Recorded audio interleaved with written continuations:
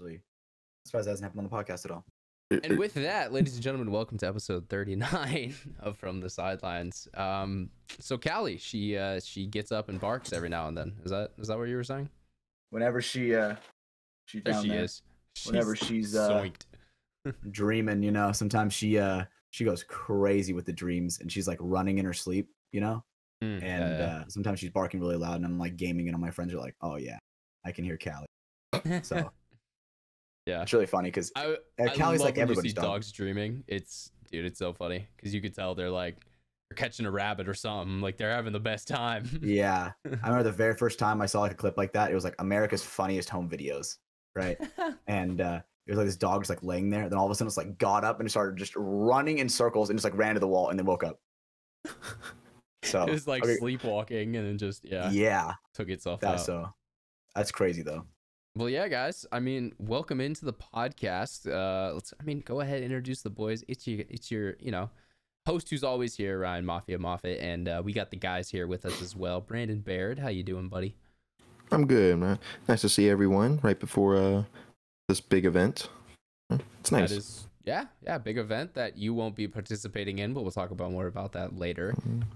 Stephen Hatch, might as well introduce you, buddy. How you doing, man? What up, man? I'm actually going to Texas, so I'll see you guys there. Solid. Me and you are the only ones. 2/3 of this podcast will be in Texas. Being made. Solid. But yeah, guys. So we like always. I always say we have a lot to talk about tonight, but it's like we have a lot to talk about every show. So hey, it's a podcast. We got stuff to talk about. We're gonna be going over, getting your gear bag packed, what stuff you should be adding into it. We are gonna be kind of breaking down the layout a little bit and going over that. So if you're listening to this after it's been released on the public airwaves, you might want to go check out Patreon. And before the next event, you'll get a little extra intel on the layout before you actually get to play it at the event itself. But we'll be going over that. We also have, probably stuff to talk about from the practice layout weekend. And yeah, guys, it's new event time. It rolled around really soon. But also, first, before anything else, we got to mention our two sponsors. So Liquid IV, that's one. Head over to liquidiv.com and use code Mafia_Moffitt. That's going to get you 20% off and free shipping over there. Thank you to them. And sipping on lemon lime right now, my favorite flavor. We'll talk about them more later on in the show. And then secondly, we have NECTR, so NECTR. That's nectarenergy.com/MafiaProductions. Mafia Productions is all one word. You can head over there. You can either use that link or code Mafia Productions and get a special buy two get one free code. So yeah, check them out. We will definitely be talking more about them in detail later on in the show. But yeah, guys, it's an event. What's up? What's on your minds? It's the week before. Oh man, so much, dude. Traveling, you know me. It's travel time. It takes forever for me to travel, bro. Right? So I'm already trying to plan out exactly when I gotta leave because I'm pretty sure my flight leaves at like. Me and Cedar, right? The travel buddies. We're a fan of red eye flights, right? Travel pals. Just because it's like it's efficient, right? So we can still obviously. We're adults. We have jobs in our real lives to where it's like we can still work the maximum amount of time before we have to leave and compete, right? And so I think I gotta leave my place at like I'll probably leave work a little bit early. You know me. Probably leave at like maybe noon, and then until 11 hours of my flight, I'd take 4.5 to get to Cedars. So we're good, right? Jesus. And then how long is the Texas flight? This is why you don't live in the middle of nowhere, kids. Sadly, this is the middle of nowhere, but it could be worse. That's true. And the Texas flight, are you guys flying nonstop or? Pretty sure. Okay, I think if you're flying nonstop, it's only like 2.5, 3 hours, maybe. 3. Yeah. Not bad. It's like my drive to SAC. We're good. Pretty much. You'll be actually driving further to Cedars than in the air. Yeah, god damn, that's so lame. It's very lame. That's the lamest thing ever.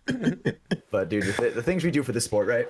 Yep, definitely, man. So, all right, well, hey, we'll give you a little applause on that one. You're gonna be thank you, brave, wild, thank you, world out there. We're proud of you. I appreciate that. But that way you can make us or meet us in Texas.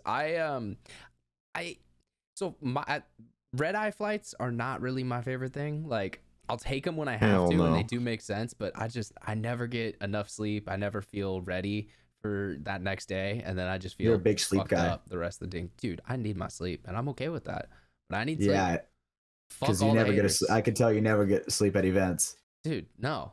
But I try to progress on and keep going with enough caffeine to keep me going. So yeah, I try to get my sleep. So I'll be flying out like 8:45ish, or I think it might be 9. But yeah, flying out of SAC. I have a layover in the morning. Which sucks. Yeah.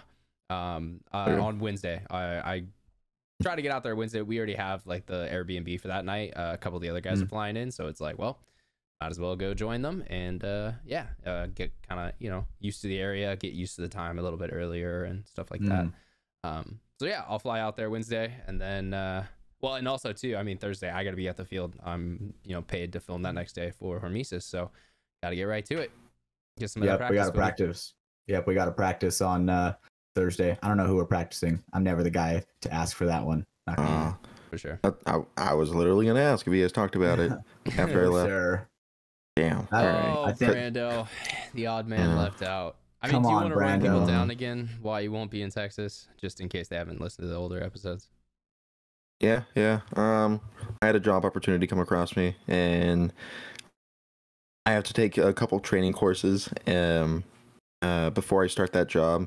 And what I'm doing now, it's the same thing, surgical tech, but I'm under contract right now, so all my like requested time off and everything, I had both the first and second NXLs already requested off. Can't request any more time off during this contract, so it's either like, you know, do the training courses during Texas, the days I already have off, or you know, go without work for a little bit. Yeah, you know, so a little bit better of an idea. Unfortunately, I still need to work. Yeah, well, and I was gonna say, like, you're a surgical tech, and you can only have about 12 pixels simultaneously working on your camera. So obviously, like, we got to get you a better job, kind of get you taken care of just a little bit more here, you know. Exactly. I'm gonna go back to Jerry Carl having a better camera on his phone. You know what? All right, whatever. Yeah, motherfuckers. Look, I'm taking this job. All right, I'll say this. Unfortunately, I'm skipping Texas so I can get a better job, get paid a little more, so I can buy an actual PC. Hell yeah. Yeah, buddy. That's what we need, gaming dude. buddies. Yeah, exactly. I'll teach you Elden Ring. Oh, you don't want that. I don't even know Elden Ring, bro. So, I'm ass. Brandon, flashback to about 20 minutes ago in real time before we recorded this. You remember when Hatch was yelling in the Discord relentlessly? Yeah, that was Elden Ring. Oh, yeah. And I thought that was Valorant. Nope, it was Elden Ring. So everybody else is playing Valorant. I know the rules. I know the rules where it's like when I know we're about to record, I can't start a Valorant game because the average time for that is like 45 minutes for one game. And if you get locked in and make the other people wait, you're the jackass. Exactly. That's happened before. It has happened before, and AK, but you know what? Back when AK was on the show, you guys would like jump into a game 20 minutes before we were supposed to record, and then me and Evan would just be like, okay, so... It wasn't that bad. It wasn't like 20 minutes, but I remember it was like the game went into like double overtime, and I'm like, bro, we gotta you guys go, just couldn't dude. Win. Yeah, I think I ended up clutching or something, you know. The combination of liquid IV and these nectar pouches is actually really fire. Must be energetically refreshing. Yeah, when I was chewing gum with one of them in the one that you gave me over the weekend. That, by the way. It was good. That's crazy, bro. Yeah, no, I went up to the guys during one of the breaks in between points, and I was like, PEDs, and I gave everyone got a nectar pouch. I mean, what are you guys' thoughts? You guys trying them out now? What's going on with that? You know, I tried it when I played, and it definitely did not get in the way of like me talking. Like I had it like in my mouth while I was playing, yelling, right? You know, and I would like to. That's one of my bigger skills in paintball is my like communication and my loud voice. So it didn't get in the way at all. Felt fine, right? Yeah. Gave me the energy that I needed for sure. Like good taste, good flavor. How was that side? Yeah, definitely. You know, it wasn't too strong and it wasn't too weak. It was like that perfect balance, right? And it was like the little packet. It was like the perfect size to where it's not too big, not too small, right? Yeah. Well, if it was any bigger, make my lips stick out. Yeah, like I like how it's like the mint of it is pretty strong, but you get like a little bit of flavor in there too. It's like I don't know, it's not too artificial though. Yeah, no, yeah. Well, it felt like it lasted show, but yeah. Oh no, what were you gonna say, Brandon? I mean, yeah, it just lasted longer than I thought. The flavor, yeah, I'd be able to like squeeze it in my lip, and yeah, there's still some flavor. It was good. I don't know, like it felt tired as much, not yawning. Towards the end of the day, at least. Good. Maybe I know you got like you pick some up yourself. Maybe you'll have to like throw them in during a long surgery day or something, or like trying to like speed through long the day. Cases. Do you chew gum? Do you chew gum during surgery? No, you're not supposed to. I've seen people do it, but you're not supposed to. Okay, gotcha. I was gonna say I feel like I've heard people have, but I didn't know if it was like frowned upon or not. Imagine you're doing like surgery, like opening somebody up, and your gum just like falls on their lungs or something. You're like, oh. Well, that's why you wear a mask. I've gone in with like Jolly Ranchers in my mouth, but eventually that goes away. So you sneaky boy. You like something sucking on something in there. Makes sense. Yeah. Hey. But yeah, guys. So I mean, I guess we'll talk about the layout aspects of practice a little bit more when we pull out the layout itself. But yeah, I mean, how did you guys feel it kind of went in general? Now that you bring that up, I want to ask Brando a legitimate question. Okay. Where did you play mostly when you were playing against us? Where did you play? I played all over. Saturday I was Saturday I was up the middle on the snake side, and then Sunday I was just Dorito side, back center Dorito side. Okay, and on Sunday, do you feel like you could have pushed the Doritos harder? Me? Yeah, yes, if I had help. If we were double stacked over there a little better. You know, it was rough for me on Sunday. I was going out to that can on the Dorito side a lot, just being an island, and I couldn't get anything going by myself with my support person being in the center, containing the Dorito side. Gotcha. So I had no help while like Micah and you, or like Micah and Marv, or you and Marv were both double teaming me. I mean, heads up, which that was it. On this aspect, since you guys are getting into it, let's go ahead, let's pull up the layout, let's just jump into that. So if you're listening to the audio, definitely want to head over to either the video on YouTube or Spotify for this next segment, but we're gonna pull up the layout and I'll kind of illustrate out some of these things that he is mentioning and try to help kind of picture this. So give us 1 second. Basically, the word that we're using for the way at least we're playing this field is a lot of flow, right? To where both on the snake and the Dorito side, to where, right, if a guy is in the Dorito side can, right, if you Ryan, if you want to put a little X near there, boom, there you go, perfect, right? And your guy's in the Dorito one, right? As soon as he gets out of there, follow him up. Or like another thing is, right, if they're shooting low for him, right? If they're shooting low for him, swing out to the corner, right? Swing out to the Dorito side corner. So let's say they're shooting there. You can there and here. Oh, for the Dorito one, right? For that bump, you could just basically almost stand out in a dead zone, shoot back at him, and then just run out. Right? Yeah. All right. So, and the same thing with the snake side, right? It's like if your guy's in the snake 3, I would probably say, at least my opinion, probably go into the insert bunker on the snake side. That's what I would say, right? And then once he's in like the 50 snake, wrapping that, once you get like all the kills, and you get the call for, hey, there's nobody on the snake side, that's when I would say you need to start like double teaming the snake, right? Where they're focused on him, right? Because realistically, if there's no one on the snake side, he can low key crawl all the way down. Okay. Then at that point, you're going to start getting some like loaders and packs for sure, right? Yeah. So he can kind of probably not go on the outside because there are more shots that I was noticing from either like here stuff. But if you get low down here, you can come up here and then start to work more on. Around that 50 snake, that's the hard bump to go around. All right. So yeah. Okay. So then what was that other bunker you were saying? The insert one. So like, let's say he's here. Where are you protecting him from? I would say protect him from the insert bunker on the snake side. So what bunker? Like, are you saying like the god? Yeah. Or like okay. That's what we would call it, right? But this to where I think the this mini tower, right? Yeah. Yeah. The mini was it considered a temple? Temple? Is that what it is? Yeah. Aztec. Yeah, I would say that's a pretty good spot to where it's like you're close enough to him to where you can really establish that connection. Where you're like, hey, what's stopping you? At that point, yeah, you're breaking their tunnel vision. It's like, oh shit, all right, let's get going, right? And then would you suggest like instead, so maybe instead of following him up, like coming the brick way and moving up center with him, following him up in the snake, or how would you say that? Like, because I know you're saying if he's getting up here and starting to get packs and shit, how could you support him?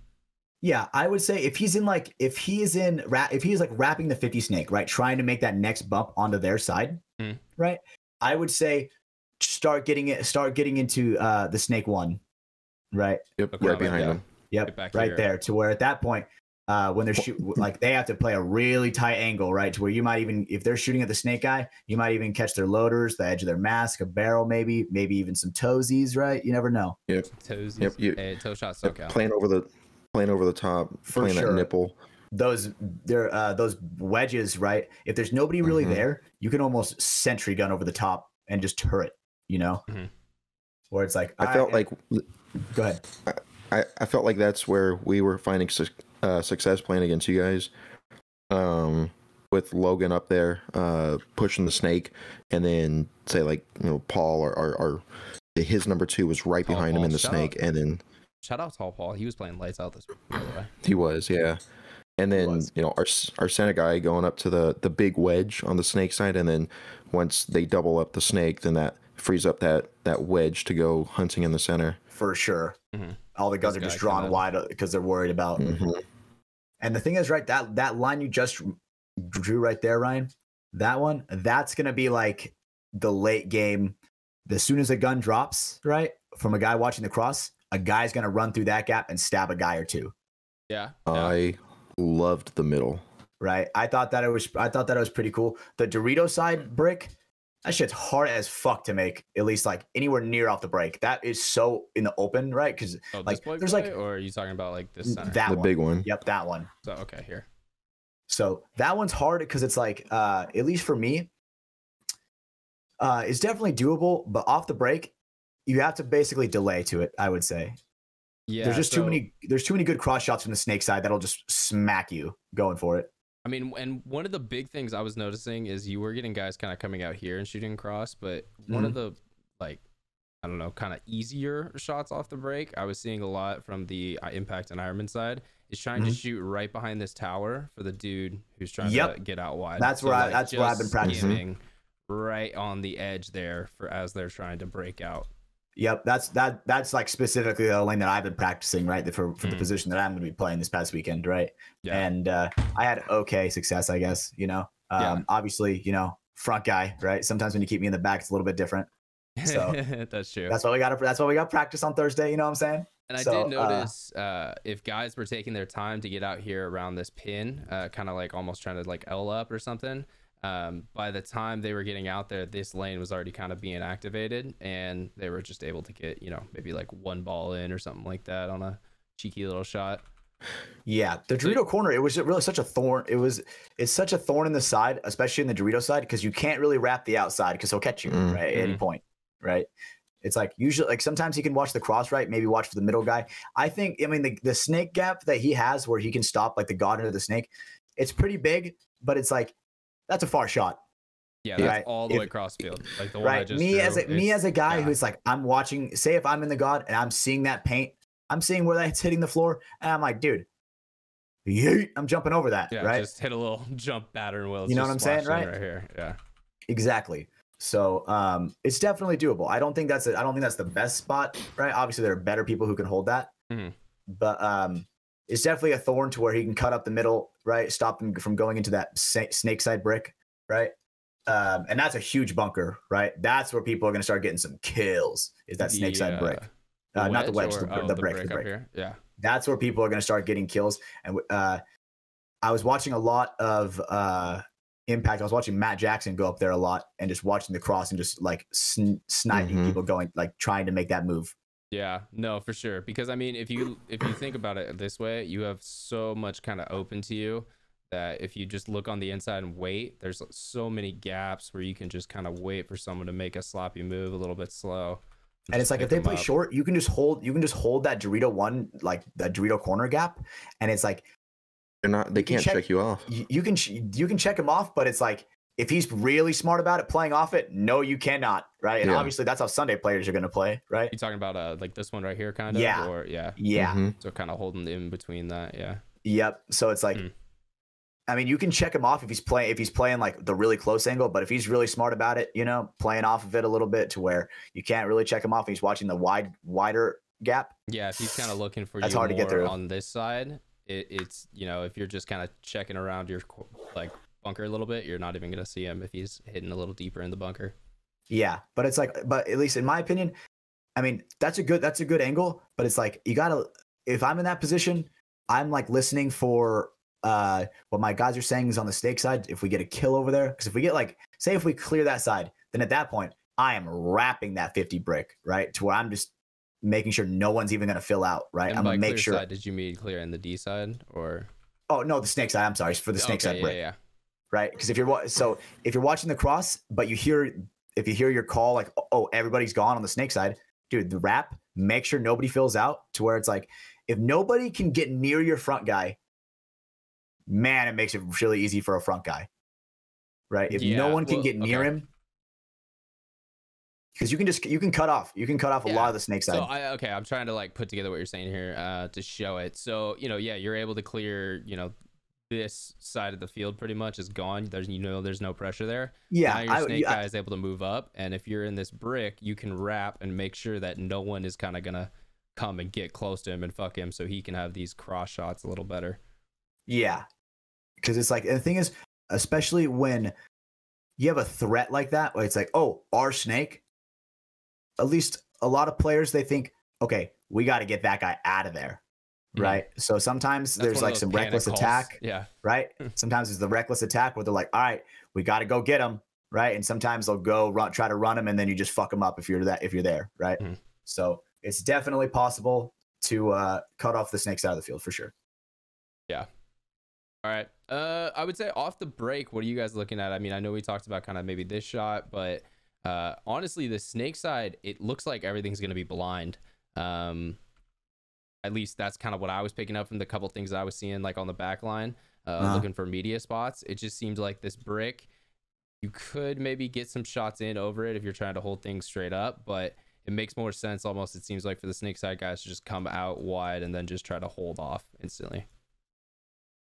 Yeah, definitely. It seems like the field's for sure going to lock up with the way the middle is, right? Because if you do somehow get to that Dorito side tower, or no, sorry, not Dorito side tower, Dorito side brick at the 50-yard line, man, Nick Laval I don't think anybody was getting past Nick. So this is one of the reasons why I think these two layouts this year have been slower, and I think this one is going to be on the slower side too, because this kind of X concept that Jason has been doing, where there's these incredibly huge lanes like that split up the field like this X. So yeah, you can sit back here in the pocket and you can get to that shit, you know, relatively easy. Yeah, you're gonna have to hustle, you know, you're gonna have to look out for shots, but you can get there. But then once you're here, now you got to make this, you know, like brave little toaster like journey to get across this huge gap that they can have guys, you know, sitting potentially, if they made it up past it already, you know, same thing, maybe they're baiting on this side for the Dorito pressure that could maybe come up. So it definitely makes it where you'll, especially with these smarter teams on the pro side guys, they'll get to these spots and then they'll know that they have to fight really hard for that next one. So they'll be really smart about that, and maybe they'll, you know, chill out here for a bit, hold, contain, you know, try to read the lane and then make the move out. They'll try to find out where the middle guy is, right? Or if there is a middle guy, right? Because obviously if there is a middle guy and he tries to take that, he's going to get smoked. Yep. Where he is, where he's looking. Exactly. Right. Because he could be in a really threat spot, but he could be looking the other way, right? It's that important communication with you and your team, right? Where it's like, hey, where's he looking? Oh, your way? Sweet. I'm going to take this gap. Right. Another thing with this snake side that I was seeing a lot of, pins, these pins, they always cause so many bounce shots, and I feel like that's why Jason fucking puts them there. But yeah, so sure, if you have a practice slot or something at this layout, or if you're playing it for like a future divisional, you know, see a regional tournament somewhere. That's another reason why we're going over this. So even if you aren't making it out to the event before you're seeing this kind of breakdown, if you're playing it at, I don't know, maybe Steve will use this, maybe other regional series will use this layout. So a little bit of info on it. But yeah, so these little pins here, hella a lot of bounce shots, just because the nature of the pins, they're really good at like bouncing things off. So geometry style I was seeing being tried a lot. I don't know if it was necessarily successful, but I was seeing being tried a lot. So if someone did get up into your snake, you could still kind of maybe pressure them out a little bit. What's another one? Was this brick? I was seeing people try to get the 50 guy, right? So like I've seen like I think it's the Dorito side tower from off that pin.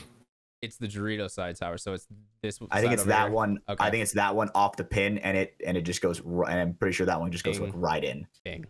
Yeah. Fucking so bing bong. Thanks to the beauty of a little pin object, you can just kind of sprinkle this dude and it's with like paint.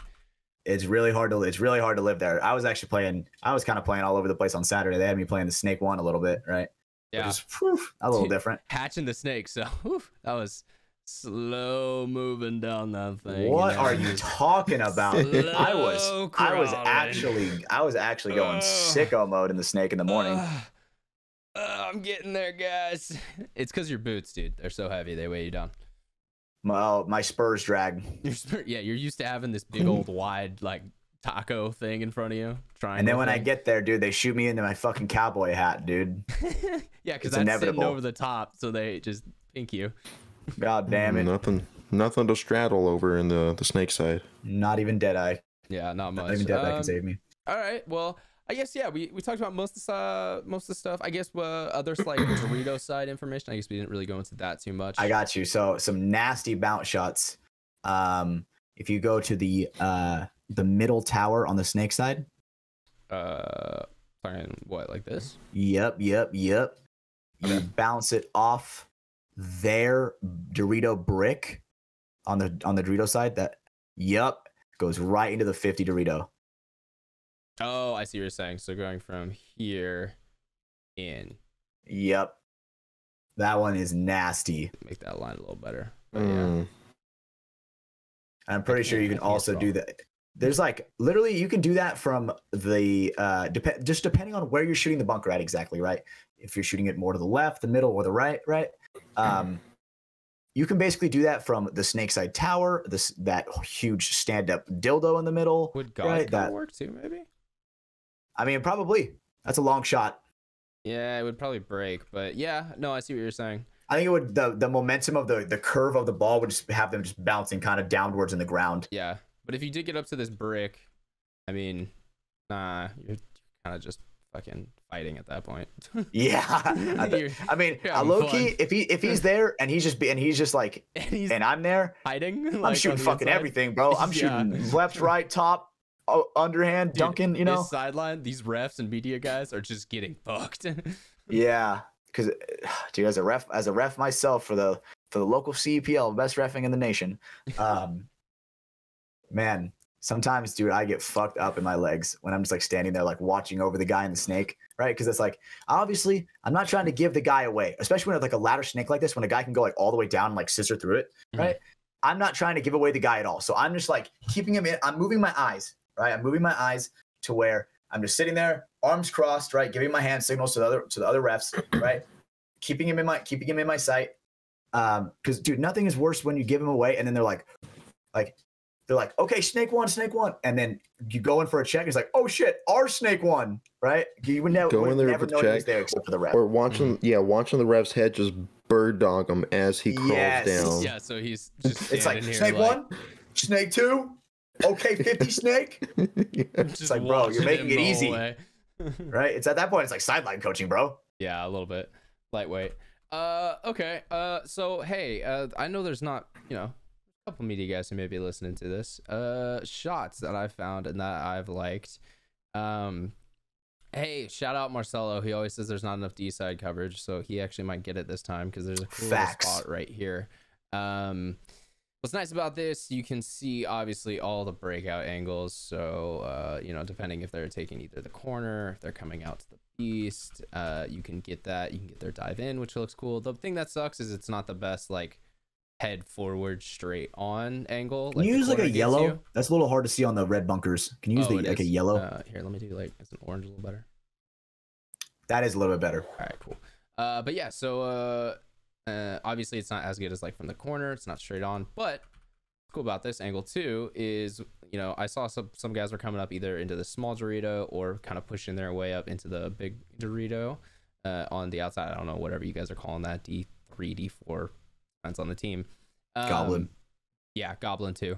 But what's nice about this is you just get a lot of different angles that you have able to be able to see like gun battles and stuff. Some good rundowns for sure. Yep. Also, you have access to that because there's not like a huge brick or something in the way here, so you have like the ability to kind of see people running through if maybe they're coming to get him. Maybe, you know, they're gonna try to trade over here. This does get in the way, so maybe that gets a little more tricky. The other thing that I was liking too is if you're not a P word and you'll actually stay and get shot by gun battles. I had some cool ones between like this Dorito and the Snake 1. Same thing with this America guy, kind of starting to wrap a little bit and put some pressure. There's some cool shots there. So yeah, that's what I liked on the Dorito side. Oh, the other thing too is there is a lineup where you can see this dude kind of from the same angle shooting into the beast. You get a cool shot there from Patty Gleason. Oh, that was the Patty Gleason. Yeah, I saw that one. That's a pretty good one. I'm out there doing my work too.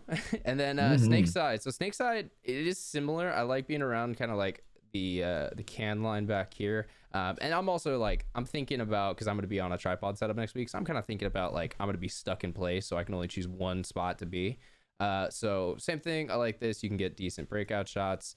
There's some compression because you can see these guys kind of running off towards this way. Or you can see, you know, like your Snake player kind of coming out and pushing down into Snake or wherever he's going to go. The other cool thing, if guys come in here and they want to start like fighting for pressure, or if there's cross shots coming in, you might be able to get like a cool dive little clip shot. So like someone's shooting this cross and he dives in and gets clipped. Would be sick.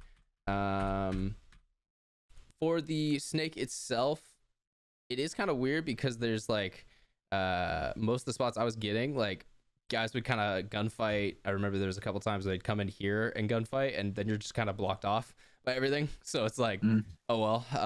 I would say try to play it straight up.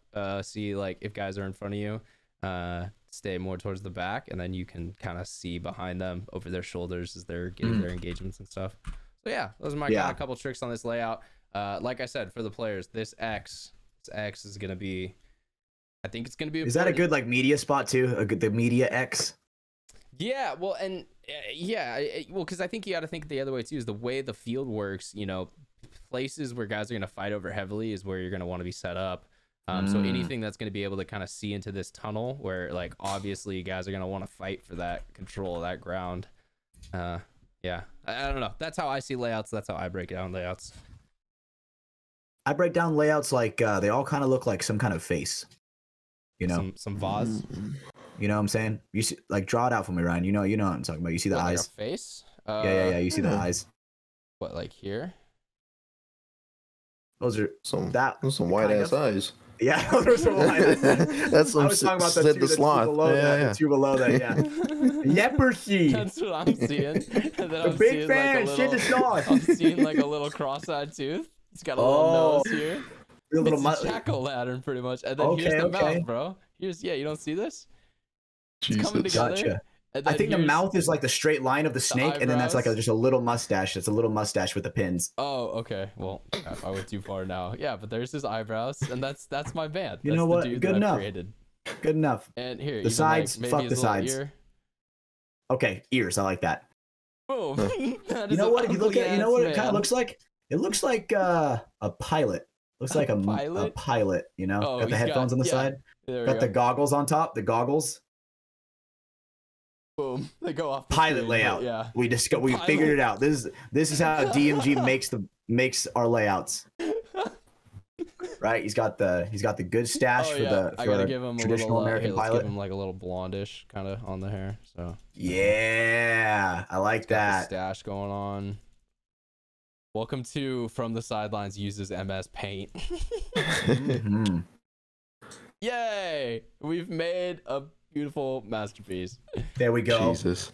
All right, guys. So yeah, that's our breakdown on this on this layout. Just play like a pilot, and you're gonna win every single time. Damn, he's flying an F-16. Arg! He's a pirate pilot. He's gonna be a huge fan of this layout, and he's not even gonna be there. Damn it. He's playing pretty good too. He was playing really good. He was. He was. I think low key for Logan. I don't know why I'm still playing with this. All right. Me kind of playing behind him and Chim, right? That kind of like intense, kind of in your face style. I think that's really doing well for him. Honestly, I think that's probably one of the better things that's happened to him. Because, man, you know, when you get put in sink or swim, you don't want to fucking sink ever, right? So getting pushed a little more. Yeah, it's good. I think him and Paul playing together yesterday or this past weekend, it worked really well. Yeah, the problem is I can't figure out how to get rid of the pilot's face now. You got to go every pixel slightly and erase it with your small cursor. But like, it's like, what's going on? Good enough for me. Hey Hatch. So how do you? Wait, why is this like so good? Like, okay. Did we give you guys enough good looks at least to be able to adjust and learn the layout from us playing? If I'm gonna give my honest answer, yeah. I don't think you guys are pushing the Dorito side anywhere near as hard as you guys possibly could have. Yeah, I agree. And I think that you guys should have made more game plans specifically around that. Right? Because it's like at any point we have the call where it's like, hey, we're switching. What's up? We're switching gears. Right? I ain't trying to give out too much information, you know what I'm saying? Yeah. Well, and I think so to explain what they're talking about, what happened is because there was quite a few dudes who just weren't going to be coming out to the event. They kind of ran like two squads, you know, the guys who weren't coming and the guys who were, just to kind of give, you know, kind of that repetitive muscle memory to the guys who were. So, yeah. And they're all good players. They're all really good players, yeah. right? No, and this is all like... They're a reason why they're on our team too. Yeah. Right? They're our teammates. No, well, and that's what I'm saying. So you guys were playing against kind of similar caliber athletes, similar talent level at least. So yeah, getting spins on that. And I like playing against Brando because Brando, he's a really, really smart player. And he really gets me thinking where I'm like, okay, it's almost where it's like, I almost second guess where I'm like, I'm fighting. Okay, he puts me in for a single second. I come back out with a dominance, and it's like, whoa, there's no way he's got to be there. Or it's like, if he is still there, like, be aware that he could possibly have moved up by just that single second. Yeah. Right? Yeah. The thing is, that's what I like. That's what I would say I took from Brando's style, is that sneakier style. Right? I always like way more in your face kind of shit. But now I really like that sneaky style. You don't say, bro. No. You like ramming it down people's throats? That's crazy. I never would have guessed, bro. No, I actually got Brando pretty bad. I felt so fucking shitty after, not even gonna lie. No, I was joking because everyone knows that's your style, Hatch. One of the things I was gonna say, unironically, Brandon, you're very aggy, bro. You're ag when you play. You know what I mean? Dude, he has I was watching some points. S tier form. God damn, dude. S tier form for sure. He just looks clean. Like, I don't know what it is. It's just everything is clean, you know? It's just on point. It's there. It's almost like it's in your blood. There. Almost. Something muscle like memory that. from birth. Yeah. No, but yeah, with the HK setup and everything, yeah, dude. I don't know. You were looking aggy. You could have been on ag or not. I think they would have voted. It was probably the oh fuck, what's it called? Not baklava. Sound it out. I get that and the Italian dessert mixed up. Hold on. It's Greek. I was corrected on this. It's Greek apparently. It is a Greek. Oh fuck. I don't know. I don't remember. Balaclava. Thank you. Right? Yeah. Yes. Yeah. Okay, I got you now. Yeah. God damn it. I want to call it that delicious. Delicious food. Well, so okay, you say that it was because of the balaclava. That's why you like look so ag. Cedar, meanwhile, looked like a Crimson Knight going on a crusade. Like, you know what? That is a valid point. He did, but he did look like a holy Roman knight. Yeah, the way it looked like chainmail almost. Like the color, Yeah, I agree with the way that he you know what I mean? his head is shaped. He was for sure a knight in shining armor. Yeah, he was going on a crusade. Yeah, Cedar was actually playing really good. And the thing is with Cedar, right? Me and him. Shout out Cedar. I love you, Cedar, Papa. Well, I got some stories about that from this past weekend as well.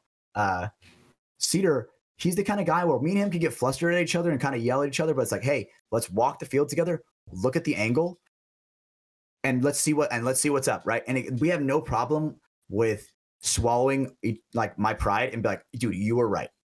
I should have done this, and you should have kept doing this. He's your father, so yeah. There's a reason why we call him Papa, literally, right? No, not everyone does. It's mostly us. Like, there's not very many people, but I think you started it, and we're all catching on slowly. Yeah, but at least people around the camp, even some of the little younger kids, are calling him Papa Cedar. That's funny. That's nice to see. Unironically funny. Like, so you know. His ex-girlfriend is gonna be like, what the fuck are you, am I raising kids now? Like, oh god. Oh, that was beautiful. I'm glad that laugh was from me, and sorry about that, audience. I don't care what you guys think. Speaking of, is your ex-girlfriend sad that she's not gonna be at the event either, Brandon? No? Yeah. Boy, is she gonna be pissed. Yeah, she's bummed too. Yeah. But at least you guys can like be in misery together. Like, that would suck if she went, like, you know, the Diamonds went and played, and like you had to stay at home and like watch on the webcast and stuff. If it was like Chicago, like, that would suck. See? Yeah. Oh my god. Let's not speak that into existence. Yeah. But at least you got the job now, right? You got it now. So that's true. Just don't let them know that you're a real sweet kid. All right. So other things about practice. We've talked about some of the layout kind of, you know, the layout centric stuff. But I guess, you know, how did it go for you guys? Obviously, like we said, you guys were scrimming each other, getting reps in. Do you guys feel adequately prepared, or what's up on that side? I definitely do. I felt like there was a lot of the times where I had to be the guy to break open the game, right? Read the field and break the game open, maybe do a rundown or like follow a guy up, right? Are you thinking I definitely do feel like prepared. Dorito centric, or just that's kind of how games are coming down? I think it's because I was our coach put me in the position to where it's like, hey, go where is needed, right? Either whether that's on the snake side, whether it's on the Dorito side, whether that's in the middle, right? If we lose a body on the snake side, go help your snake guy. Okay. Right. Oh, that's a good point. I was thinking you were playing the one more, but you actually were playing quite a bit more of the 3 position this weekend. Yeah, and it was definitely different for sure. Right. I had to turn on some different skills for some lanes. You get to be AK now. So think about that. All those years that you had AK behind you doing all those dumb, dirty jobs. Well, you're like, dude, I'm just going to go stab and put 16 in the kid. Now you got to do all but the thing is, AK, I am going to be like AK because he did the same shit just in the back. He just did it when it was kill 4. And yes. When I would kill a bunch of people, he would just, he'd go get the last one. He'd get the last little bit. And then get because he's still alive at the end and he gets to go. He's like, yeah, stare down. Meanwhile, and he doesn't get a fucking major for it. He fucking stares him down and he doesn't get a major for it, but I do. What the fuck, dude? Well, what is that? My God, look at him. That one was actually funny. Point. Like, it's AK. What is he gonna do? He's like, why is this guy looking at me? Like, is he trying to be my friend? I don't go. I fucking love AK. I actually spent basically all weekend with AK. Dude, and he was out at the field. It was so great. Yeah, that's one thing. So basically, we had this whole thing where it was like party of papas, right? So Cedar has his house, right? One of my slumber party. Yeah, one of my favorite flexes that Cedar does. We're like, hey Cedar, can we stay at your place? And he goes, yeah, I know the owner. Obviously, that motherfucker's the owner, right? Flexing on his hard 30-year-old homeowner, right? So we had a bunch of people there. It was so in total. Cedar, ex-girlfriend, Cedar's ex-girlfriend, Yvonne, myself, Logan, AK, oh, Brando, and Michelle, Brando's ex, right? So I am just like, what the fuck's going on, dude? So it was a great old time together, right? to where are we gonna give context for the ex-girlfriend shit, or are we just gonna keep going? You know, with it? I was confused at first, and then I was like, oh shit. But it makes sense though, right? Okay, it does make sense. It makes sense for both you guys. To explain, because Brandon and Cedar have proposed to these said women. They're now engaged, and so they are no longer their girlfriends. They are their fiancés. So technically, they are ex-girlfriends, but they are just now fiancés, not current fiancés. Exes, they're gonna be ex-fiancés soon. And then right. So we're just getting Brandon beat, and that's why he hasn't said anything. I hope you guys are watching the video. He is. Oh my god. Yeah. The pixelated rage. Dude, they did not like this. Right now, you Brandon. Are you doing this? No, I'm doing this. He's not having a good time. Oh my god. Oh fuck. Well, from the sidelines, this is what you get from us guys. Yeah. All right, but yeah, so sleep over at if you don't see me, next week, you know why. We know why. Michelle has ended his life. Yeah. Damn. I'm like trying to call him, and he's just like, I'm like, man, why is he always sending me to voicemail? Dude, it doesn't just even ring. It rings once and goes straight to voicemail. I'm worried. Yeah, is it me? Do I not have a good reception? You know, you'll blame yourself because you have an Android. Yeah. Oh no! I'm like, damn, I need phone, dude. I gotta call Brando. Yeah. Okay, so while we were doing the whole Party Papas thing, this is also so I came up with Brando's new nickname. Okay. Sam did it in my contacts, so it's confirmed. Oh, yeah. We were watching this fucking weird ass movie with what was that movie called, Brando? The first one? The one the spy one.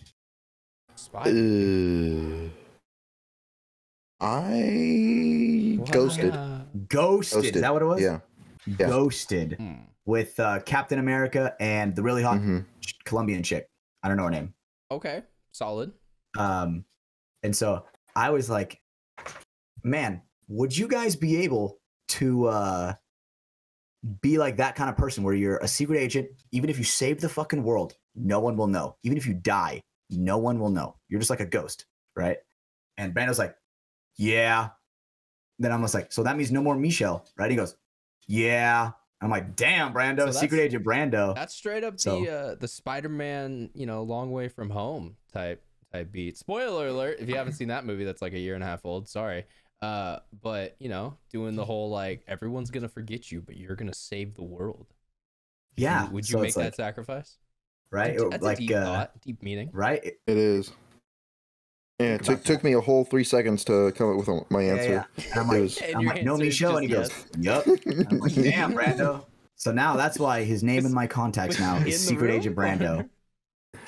I love you think she was asleep. Okay. Maybe. I don't know. Hopefully she doesn't listen to this one at all.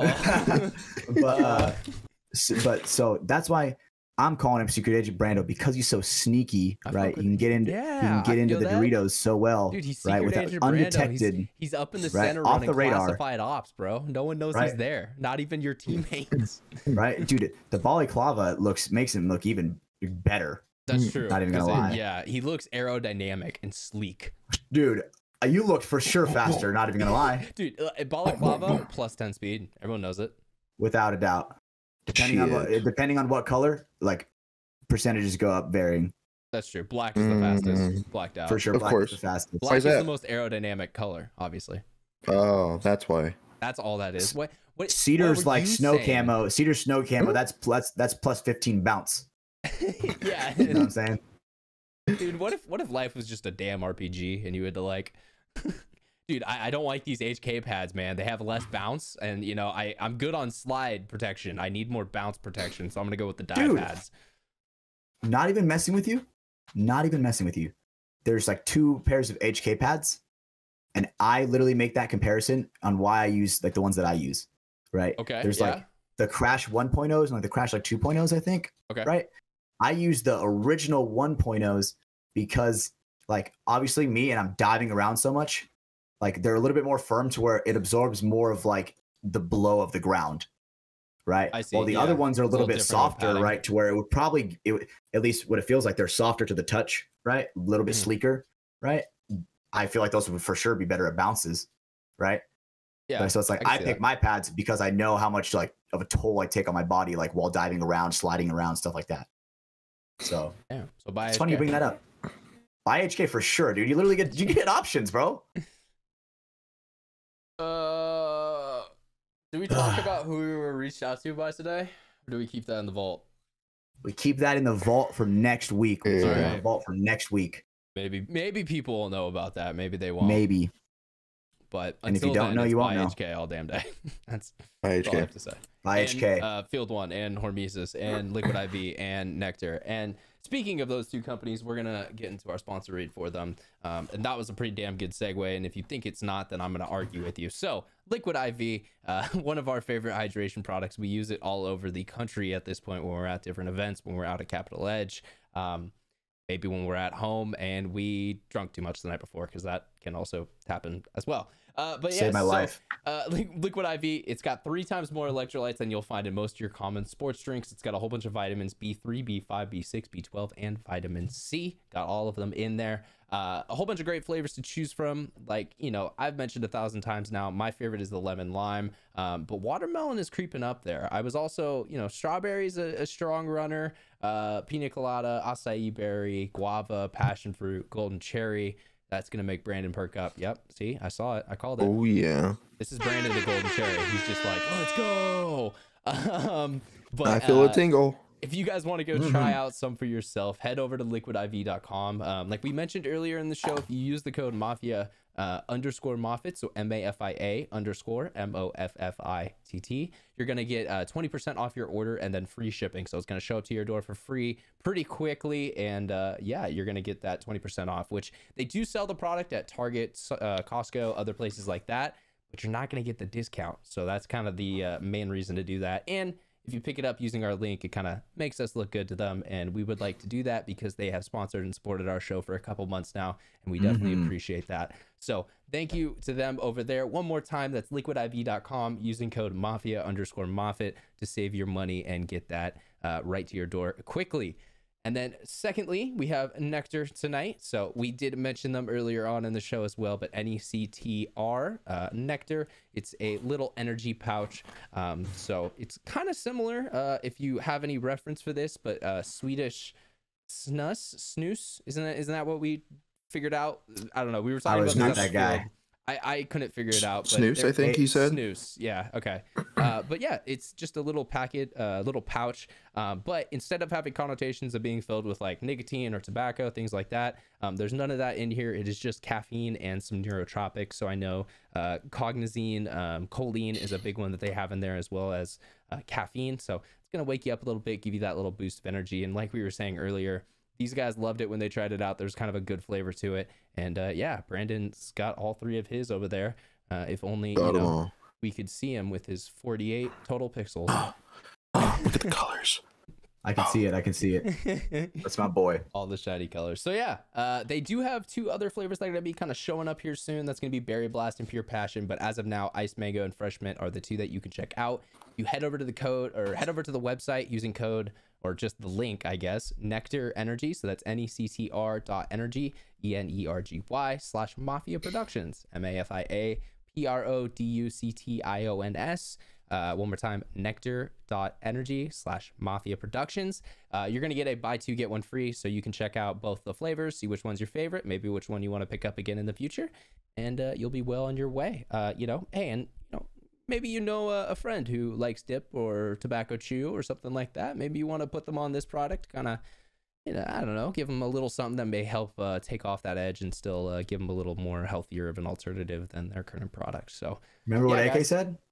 AK, yeah. AK was like, man, this is actually really good. This might actually make me quit. Yeah, right. No, AK was a he literally said that. Of it, but I know he likes his dip. I also reached out to Derek Edwards. He was on the show. He, he's dipped for a long time, and same thing. He's tried out the product before.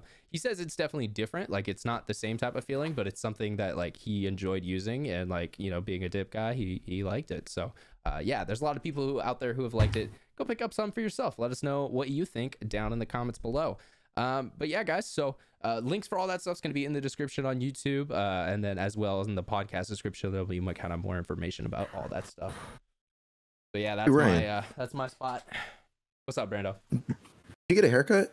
I did get a haircut, buddy. It was before last weekend. Damn. Okay. That's looking nice. Haircut, but nah. No, I appreciate that, bro. You know, it's before the event. You know, I'm gonna be seeing a lot of people. Gonna be out in public. Gonna be wearing mask and headwear all weekend. Wanna, make sure everything's gonna be looking good. I get it. I get it. Cleaned up. It's gonna be hot in Texas. Didn't want that all, sweating underneath my neck and chin area. Nah, bro. Looked like it was going to be storming on Thursday. I was seeing some kind of scattered thunderstorm type reports around like Saturday. I saw a little bit, but I wasn't seeing a lot. Like I wasn't seeing mud bowl levels of rain, so that's good. I swear to fucking good. Hatch, if you go back to Texas and it's mud bowl levels. Good. Come on, bruh. Hey, one that should already do, but hey, think of the content, man. You'll just be diving in mud, getting all the great content. Dude, that actually, like the time from when I won like PSP 2015, that one actually just came up on my timeline on my Facebook memories, and I was like, damn, I'm old as fuck. On the timeline, like, where it's like your memories, right? Where it's like, oh, X amount of years ago. Oh, you're just old and use Facebook. I can't really relate to that. Yeah, I do use Facebook. I think it's because for some reason that's like a huge thing for paintball, bro. Actually, that is kind of true. Like there's a big That's how basically people, dude, that's how some people, no joke, make a living from paintball. They're like buying and selling all this stuff. And stuff. Yeah. Right. They're all like so low key Facebook is like crucial to part of the paintball community. Yeah, I can see that argument. That makes sense. And plus, it's like that's how a lot of young people get their paintball guns, right? Or paintball markers. Excuse me. Sorry. Yeah. No. Well, and then like I used eBay back in the day. That's how I got a lot of my stuff. I still do. Buying and selling, like flipping little things I had here. A couple people get murdered from eBay, and then they condemn it. You just got to be smart. Like obviously the dude who's selling your marker for $400 off street value plus has no reviews plus like joined yesterday probably don't want to buy that one. Like, nah, it's probably not gonna be the best idea. God, you see red flag, I see a win. Potential. You see potential. I like that, Brando. I see deal. This is why Brandon's gonna be a father and not all that long of a time. Is that how you got your J-Bo? That's it. That was it. Gotcha. Just fucking gotcha. Deal. Got him. Well, that's good. But yeah, guys. All right. So the other thing I know we wanted to bring up and discuss today was like gear bag talk. Like, what do you guys have in your gear bags that you're like, I have to have all the time? What gets stocked up in there? Liquid IV for sure. That's one. I mean, unironically joking. Earlier today, I went and put most of those bags of liquid IV in my gear bag. So like, yeah, I'll have some at the event. If you find me, want some, I got you. Right. So everybody on the team probably is going to need one after we play, right? Multiple times. Exactly. They right. Multiple people. Sponsored. We are. So. Right. We do what we do. I will say, I when like if Cedar asked me for a packet, I'm there in an instant. No, like split second. If Micah asked me for a packet, I'm gonna be thinking because I don't be seeing Micah using the code Mafia_Mafia to pick up 20% off at liquidiv.com. So, man, maybe I don't want to just give you my free shit. You can go buy your own shit. But no, I mean, in all seriousness, if you guys haven't tried it before and you see us at an event, we're always happy to like give people and kind of like have them, test it out before they have to spend any money. I'll stand there, watch you pour it in your water bottle, watch you drink it. Because I want the whole thing for your review. One breath. Yeah, you gotta do the thing where you like collapse the plastic as you're like drinking it in. Damn, dude, could you imagine? Liquid IV challenge. Mike is actually hella good at that shit. Why does it not surprise me that Mike is good at that? But Just an animal, man. So liquid IV. I mean, I got a couple I'm thinking of if you guys need me to go. Yeah, go for it. You go. Okay. You go Clean microfibers, and not just like that's a good one. Not just like microfibers that have been washed, but like fresh microfibers. And that one's more so for me because like any photography glass, any really expensive glass or screens, I don't want to get scratched. So having one that is like completely new, there's nothing on it, there's no dirt kind of in it, that is important. So having like a little stack of those, so you have like a couple each day, that helps out a lot.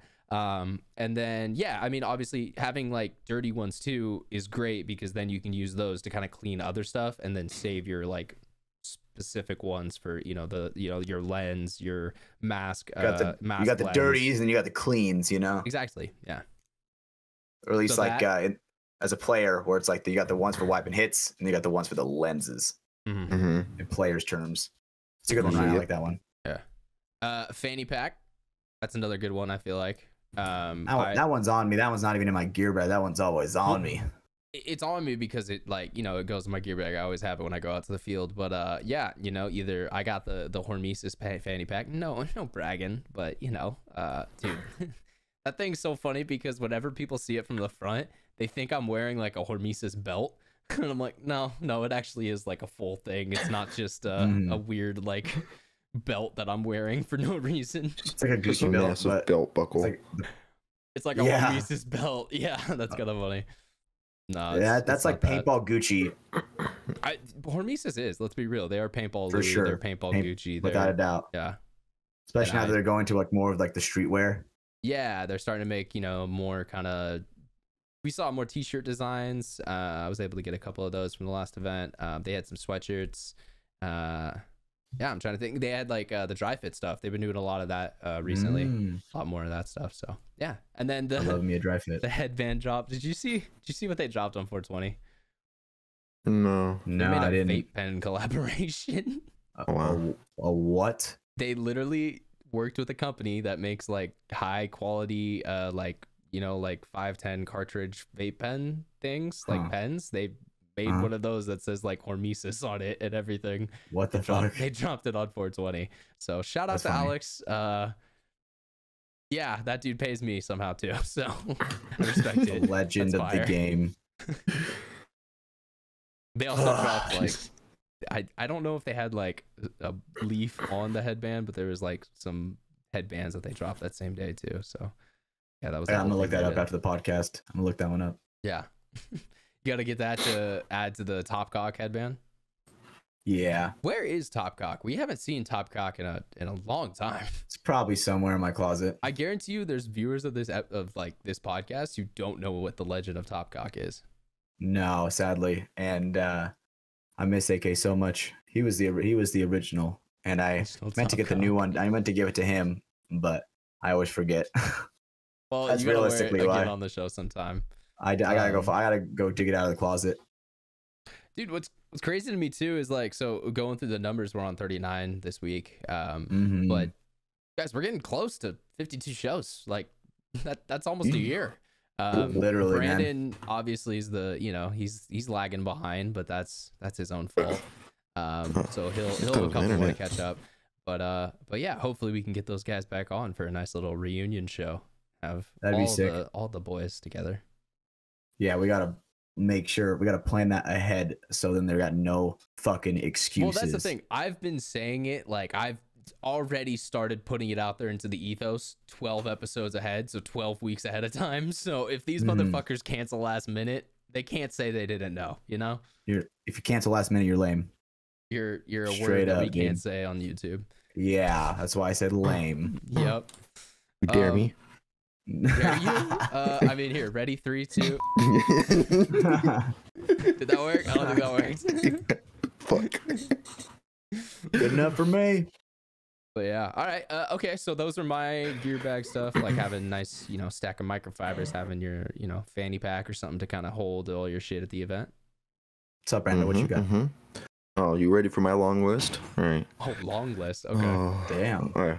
Again, hey, I'm the man. I'm the one with everything. Damn, Everyone he's that comes guy. to me. I do remember this. Okay. I mean, he is a surgical technician. So. Carry on, Brandon. I am that guy that just brings everything. Yeah, I'm always asking him. Batteries number one, because what type of batteries? ain't double A's, because I ain't carrying no 9 volt. I'm not a pussy. Say, you got that 9 volt money, bro? Is that what you're spending all the webcam money on? Yeah. Hey, his double A's are free. They're free. Yes, I remember. Yeah, oh, that's true. They may be off brand, but god damn it, they're free. Are all batteries free? I've never paid for them. That's so That's why I asked Brando, because he said that. Batteries number one. Okay. Right? Fucking batteries. I like me my goddamn medicine. My ibuprofen. My medicine. My Tylenol. Hell yeah. Hell yeah. Why did that sound like gotta have a bottle of shine in there for old Pappy? Yeah. Gotta have my medicine. gotta have my medicine. Gotta have my melatonin in case I can't sleep. My little gummies, they're gonna help me get to sleep. Fuck. Jesus. All right. Medicine and some high quality baby powder for everyone. See? Yes. Yeah. Absolutely. Stuff that's not gonna get all pasty. Mm-hmm. I've given some out. That's even like a pro tip I've just started doing recently. Like on days when I know I'm gonna have gear on for a long ass time, throw some baby powder in with your elbow pads and on your knee pads. Just helps so much. No chafing. Throw some on the boys too. Well, okay, yeah, that goes without being said, but the hey, under pad helping. Hey. Look, guys, we go to some of the audience members out there. We go to some of the most goddamn hot, humid, and insane places in America to play this damn game that we love so much. So please, for the love of God, take some talcum powder and put it on your balls so they don't like have the worst sweat and just swamp ass that is ever imaginable. Thank you. All right, now that we cleared that up, that was a PSA for all the people out there. I like the swamp ass. No, I'm just kidding. Jesus. Swamp ass, dude. Did you just say ass? That was not bad, dude. But the thing is, I'm not a baby powder user. I don't use baby powder. What do you use? Nothing. Oh, you raw dog it? Yeah, I do. I guess so. You raw dog life. You wake up every morning, just look at me. Here we go. I guess so, dude. Damn, I was bro. always. So, do you say is it for you guys? Is chafing? How is it to live with that confidence? Pretty fucking good. Honestly, way too not long gonna to lie. respond on that. But yeah, so no, it's just chafing. I don't know. Every now and then, it just, especially if it's just hot and like sticky humidity, I feel like just doesn't feel great after a long day. Just throw it on just in case. Just in case. I've never put it on my arms or my knees. I've never had an issue with my pads, but I know people have, so I carry it around. Look, motherfucker. Brando, I feel like if you're the guy in the marathon, when you run a marathon, you put band-aids over your nipples to like get it. Are you goddamn? Hey, I swear to God, I've worked. It's with some scrubs that are so goddamn starchy. They rub my nipples raw, so I had to. What? No way. That's amazing. Yes. Dude, that reminds me of. Fuck? And you're standing still? Yeah. Well, like my arms are moving and everything. Yeah.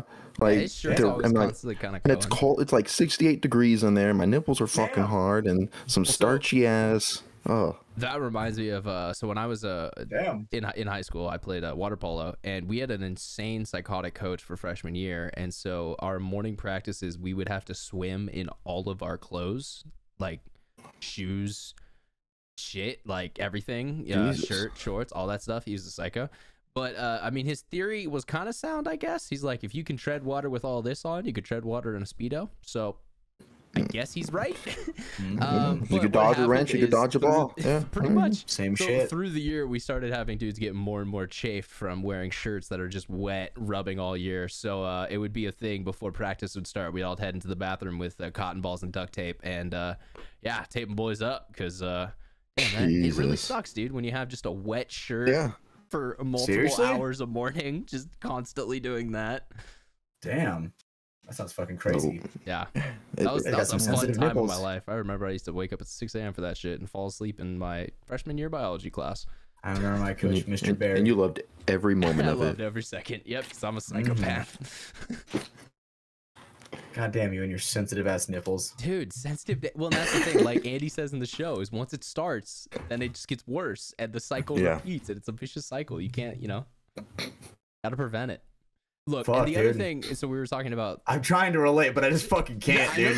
I know you can't. So I'm just gonna keep going, you fucker. Shut up, all right? So the other thing with powder, and that you don't understand this, I will never forget the time when I was a little bit older. I think I was a sophomore in high school, and we had a goddamn Relay for Life 24-hour walkathon. And after about 6 hours of doing that shit, I couldn't fucking sit down normally because the goddamn chafing that was going on from walking around a track and 102 or like 95 to 100 degree heat that comes out here in Sacramento, it sucks. So yeah, I'm gonna put some powder on my balls. All right.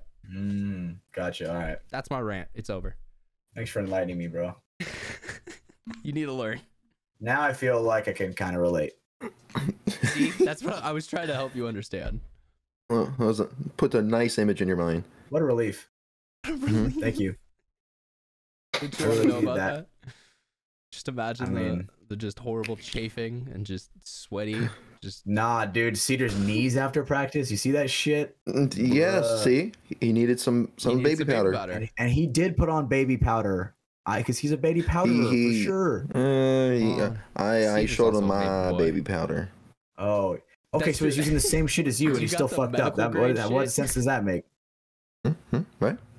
If he's using baby powder and he's still fucked up, and your baby powder, does it even work?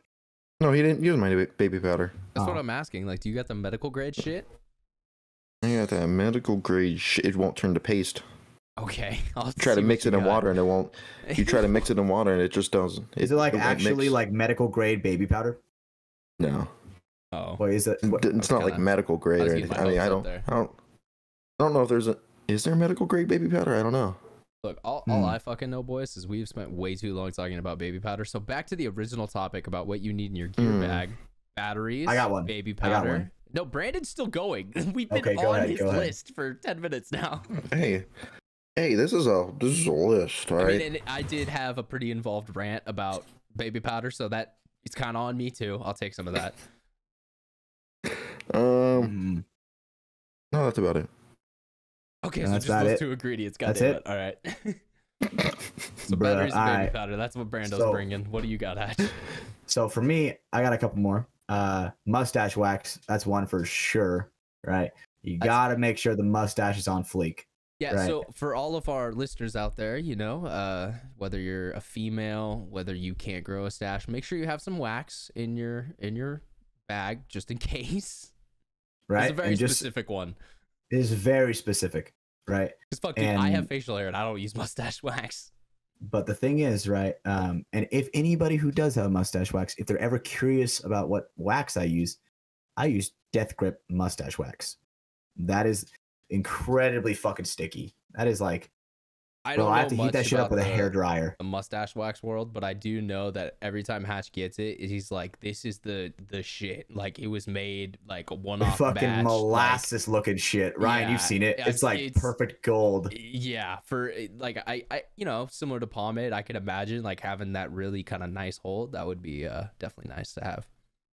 The thing is, right? I use pomade. Is that how you pronounce it? Pomade. I use pomade. Yeah. And it's just not strong enough on my mustache. Just not strong enough. Because it's not meant for your facial hair, first off. So that might be the first Well, I actually have like mustache and beard pomade or whatever the fuck it's called. Oh, there's like a different one? Okay. It's pomade. It's not that hard to say. Pomade. Pretty much. That's all you have to say. Pomade. Yep. But that's not the way it looks like it's spelled though. Damn it, welcome to English. It's not an easy language. Pomade. All right. Pomade. Got that pomade. All right. So yeah, definitely that. Mustache wax, definitely one of them. All right. Another one for me is my my skull balaclava. We already brought this up, but for sure, I like that one. Is so special to me. Like I make sure that is in my gear bag. Make sure it's being washed correctly. Making sure it's like not being dried too fucked up. And fun fact with those, if you take, how it's got like, so it's a balaclava, so it's got like the kind of rise. If you take that and then just fold that over, you look like a 14th century gladiator. Yeah, true. So yeah, right.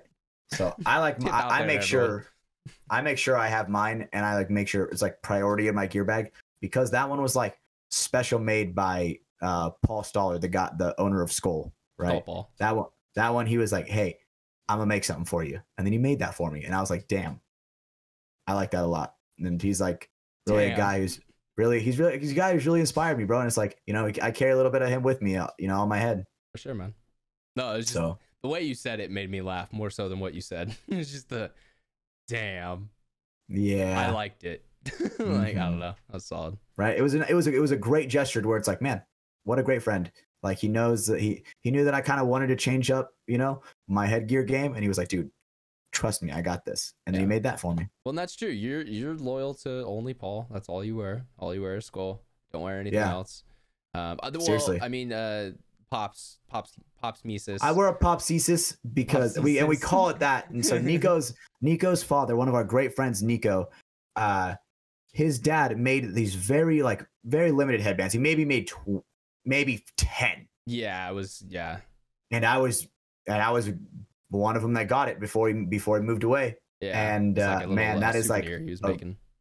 It was a great honor to be handed my Popsy, and we just call it a Popsesis as a joke, right? Yeah.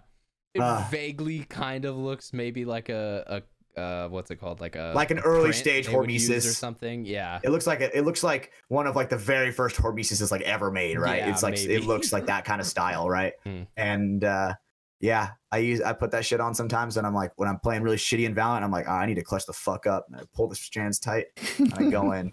I feel like that's a problem you have when you have hair as long as yours. You gotta have something to help hold it back. Now that's low key leaking out of the balaclava, low key. It's too much. Yeah. You got to pull Evan Fernandez and cut all that shit off. I don't know if I can, though, yet. You're not committed? You know? You're not going to do it?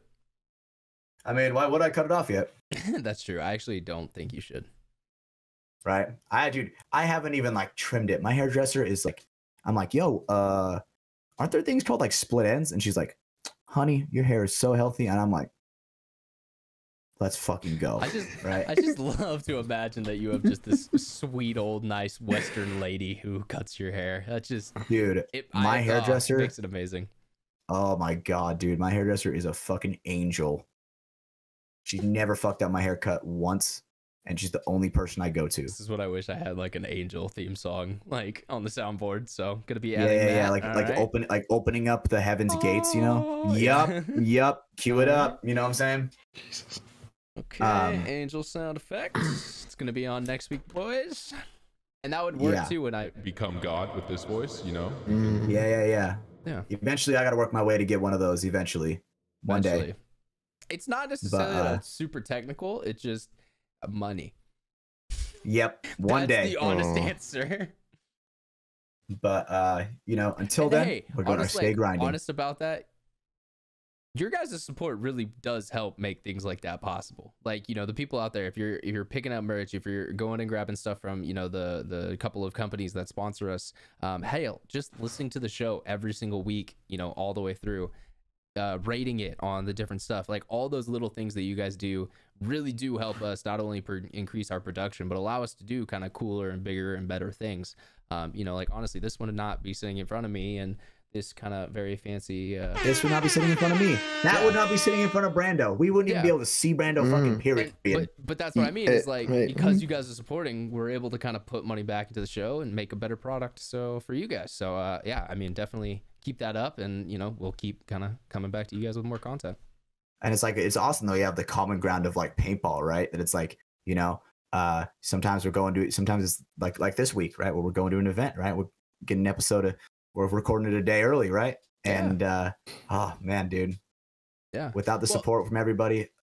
And I think obviously the three of us, I would say the three of us are definitely, you know, we're committed to doing this. We love bringing the podcast to people, but definitely one of the things that makes it a little easier to show up every week for a couple hours is when you know there's gonna be people who listen to it and, you know, actually care about the opinions that are spoken, and you know, want to hear what we talked about. So yeah, no, definitely appreciate you guys out there. So stay with that support. It definitely thank you. Definitely helps out.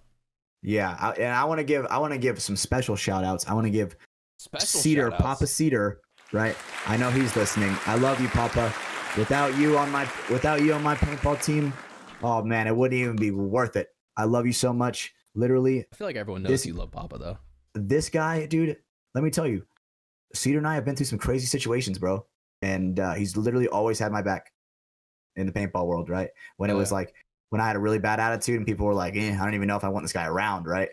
And if you guys don't, like, maybe you're listening to the podcast and you haven't listened to all the episodes, we did have Cedar on the show. Dude, it was already maybe like 15 episodes ago, 10, 20, somewhere around there. So but go look back. It was the one about Michael Jordan and betting. And that's the story that he told us when he was working as a young kid in Chicago. So yeah, go check that out. But Cedar's an awesome dude. yeah, no, he's one of those guys who's always down to make funny things. He did the estimates on how much it would be for us to get certain tickets on train rides. It's a little bit more than I was thinking it was. It's maybe doable, but just, you know, for content. It'll be content. Speaking of support, it's one of those type of things. Yeah. But you know, Mr. B style video.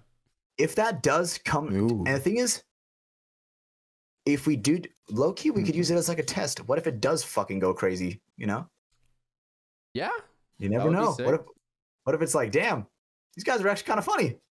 You know? You never know. Kind of funny. You know, we just show up, kind of waste a few hours of our time. We don't really, you know, it's not for comedy or anything like that. I wonder how fucked up we can get on a train, though. Probably pretty fucked up. It's train. Like, how do they inspect your bags? Do they inspect your bags? Well, I don't know about that. I mean, maybe it goes through a metal detector. Maybe. This is a popular. I don't think they'll do. I don't think they'll do a cavity check. Damn. All right, Brando. I'm leaving that one to you, buddy. Yep. I'm leaving that one to you. Fuck. I was just throwing it up in the air. All I know is you don't get to pull a wings and buy a plane ticket last minute, right? No. Oh my god. I think if we were legitimately, we all do this. When we send, we're in. In for a penny, in for a pound. I got you. If we make that commit, dude, there's no going back the second we like make it. Yeah. Or no. like, okay, boom, tickets bought. Once the tickets are bought, it's happening. No going back. If you Until go back, then, you are lame. Changed, and that's fine. But yeah, I don't know. This is gonna be I'm excited. You're getting the most savage Indian burn of your fucking life on your nipple, dude. Fucking purple nurple style. Not even gonna lie. What? So for going or no, for not going if you bail out. Oh, okay. If we confirm it and you bail out, you are getting the biggest titty twister of your life. Yep. So yeah, no saying that you're working on making a fire for 5 months and then not showing up. But yeah, I mean, there was a fire at one point. I'll say that. It was a fire. Valid. Well, yeah, guys. What's up? What were you saying something? I've been just thinking. So are we gonna try to film some at the event? I'm not fully sure. I obviously know your schedule is crazy, and obviously my schedule is also crazy, right? Yeah, I mean, that kind of depends on all the Hormesis production stuff. I definitely want to film like some stuff. Like the main priority things is obviously like stuff with Lazaro Lopez, because we're gonna be in his backyards. That'd be cool to kind of maybe get some, a couple videos or a couple reels or something that involve him. Brando, you'd be so mad that you're not there. I'm bummed. I'm not even gonna. I don't know if I can watch it. I'm gonna cry. I'll shed a tear. You're gonna watch the live stream, we have all our right? games. Oh yeah. I watched the live stream with with tears rolling down. All right. Well, if you watch the pro one, you'll see me. So. Yeah. Oh, I'll be rooting for you. I'll be rooting game and then flip over. You gotta take a story of like cheering for me or something. That'd be funny. Yeah. That's good content. It's like there he goes, or it's like, what's that one song? There goes my hero. Right, that one. Watch him as he goes. Yeah, I love that one. I would play it, but copyright. YouTube doesn't like that. God damn it, YouTube. But we'll do that for our Spotify playlist shows, but only then. Only then will I allow them to take the money from small money. Speaking of the Spotify playlist, what's up? Do we want to filter those 5 songs out and put new 5 for each, or what? I mean, this moment tonight on the spot, probably not. Obviously, no, not on the spot. No, I'm talking about in the future. In the next couple of weeks, maybe we, get a new topic or a new thing on there. If you guys don't know what we're talking about, on Spotify, we have made a From the Sidelines podcast playlist. So you can search that up and check that out over there. As of right now, the songs that are on there are the 5 songs that all 3 of us listen to on our way to the field. So that's mine are the best. That's the current theme that we got going on. We'll probably change it up here in, like I said, next week or so. But obviously with the event going on, I mean, full disclosure, we're recording this a night early. It's Monday, not even Tuesday. So yeah, that's what happens when you have to leave midweek and everything gets messed up because there's an NXL event. And you gotta travel. And I remember like being like in the younger divisionals, right, playing like the 5-man, right, not even like X-ball, where it's like, dude, you don't even got to show up till Saturday, bro. You know, I hate that. Like, I don't know, dude. I would hate that. Like, that's the one thing I like about media is I have a legitimate reason to be there from 6 a.m. to 6 p.m. to Sunday grand finals finishing. And it's like, yeah, I don't know. I like being at the events. That's like, you see everyone, you run into I wish people. I could go watch more games and like be around more of the event. Just experience. We're motherfucking workhorses, bro. God damn. Yeah, like, you guys always we have a camp, right? So whenever other DMG squads come, we're helping them out. I will say, at least this time, you guys got, I mean, D3 are going, right? I think they're going. Yeah, okay. So those motherfuckers better show up for your pits. I hope so. I better. I'm calling them out right now. So. DMG gang, you guys better show up. I'll be a little sad if they don't, but you know, it's like unsaid, but you give as much as you take, right? I try to give like every single squad that's there, I try to give like as much attention as I possibly can, right? Whenever their games are playing and I have the time, right? Even if it's like a friend, like one friend that's playing on a team, right? Like shout out to Nick Horn, that guy. Love that guy. Yeah. I actually have that guy's beanie in my gear bag. Or I mean, hell, even like going down to like, you know, the W teams. Like I know you guys were helping out both Diamonds and Carbon, right? Isn't that the other team? Oh yeah. Like those two teams for their division stuff. So right. Yeah, and helping out all the teams. They help us too. They're definitely helping us filling our pods in the pits, you know, when we really need it, you know, because it's like, dude, without us, it's really hard to play an NXL tournament without a good pit crew. And nobody really you guys says are one of the best. Yeah, nobody really says thank you, Ryan. No one really says anything about Impact, pit crews. Let's be real. Impact has always been towards the top of the board, and they have always had a DMG pit crew for like the last 8 years. That's me, baby. Like it's been. That's me, Papa Cedar. Yeah, no one knows about Papa Cedar, but hardest working man in paintball. Hardest working man in paintball. No one understands how hard that guy works. But yeah, without a functioning pit, dude, you're gonna like. I think that's like the biggest downfall to some of these lower divisions teams, right? Is they're walking out with hits still on them because they don't have like a functioning pit crew. They're just like, all right, here's your paint, here's your air, right? Or in order for them to function, in order for them to function, both playing and pitting for themselves, like they got to work twice, if not 3 times as hard. Plus the dude who's sitting is running pods and like, right? Yeah. It's like a go ahead, Brando. Go ahead. I'm just gonna say, like, I have no doubt you've done it, Hatch, where you've played 5, 6, 7 guys where you guys are your own pit crew, and it's just fucking tiring. Yeah, god damn, this shit sucks. Ridiculous. You're running in and you're out of pods, so you're filling pods, you're wiping each other down, you still need to get air, your fucking goggles are all, and within all that, you got to come up with a game plan. Yeah. You know, that's why you walk into any pro pit, it's like as they walk into the pit area, like more things are taken from them. Like first dude grabs the gun, like now he's responsible for getting it filled up with air and paint and all that shit. Next dude's grabbing his goggles, he's cleaning those, buffing those off. It's like NASCAR and we're the cars, right? It's like obviously the people are coming around and they're like you're taking all the things off, right? And taking all our pods off, taking my gun out of my hands, right? Wiping the hits off, right? Stuff like wiping my lens, stuff like that, right? Yeah. Like you got the without a coming in, like, all right, brother. So we're gonna need 2 sets of tires here and full fuel. Let's go ahead and get them filled up and get them back on the road. Like yep, exactly. It's exactly like that, right? Exactly like that. Yep. If you don't have a good pit crew, bro, man, is it just hard as hell, dude? Right? Because Brando was there. Me and Brando played an event where we had like 6 guys, right? And we actually, oh shit, now I remember, dude, we actually had Axel Godin's father in our pits. Remember that shit, Brando? It was great.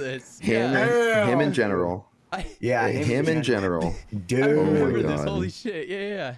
Bro, I don't know if anybody else knows, but Axel Godin's dad is one of the most insane pod fillers I've ever seen. And we're talking about Oliver. the Impact Axel right now. Yeah, like the French Impact Tauntaun Axel, player. French, right? Your job, if you're with him, is feed him paint, basically. Just get bags right? to him. Yep. And he, no joke, pod a second. He is so fucking fast.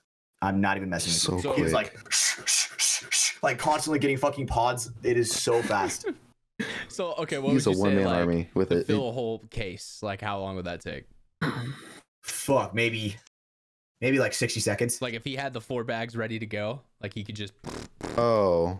Well, his little contraption. I'm not gonna give away his patent or anything. So he's got a secret. Okay. Yeah. He does have a secret. Oh, okay. Right. So he's got like a hopper or something like that. Some type of illegal mechanism. That's some French machinery. You know. Yes. Thank you, Brando. Thank you. French machinery. Very good. French. It's a special. French. It's a special. It's a special baguette. It's yeah. I like that one. Baguette. Cargo. Mm-hmm. Cargo. It makes that cargo. So. Yeah, and he was filling up our pods, and no joke, that was literally. I remember coming into the pits, and people were putting pods on my back, and I'm like, "Damn, I'm ready to go." And I remember we smacked those fools whoever we were playing. Yeah. I literally didn't have to worry. Supply of paint. Exactly right. I'm just like, right. I'm like cruising into the pits, like taking all my bolts out, changing my tires, putting my pods on. 4 pods. Exactly right. And no tires, this goes good. So this is one of an Axel's dad's funny moment. What's his name? Oliver, right? Oliver, yeah. So goats being named Oliver makes sense. One of the funniest things he's told me, right? Brando's heard me say this a fuck ton of times.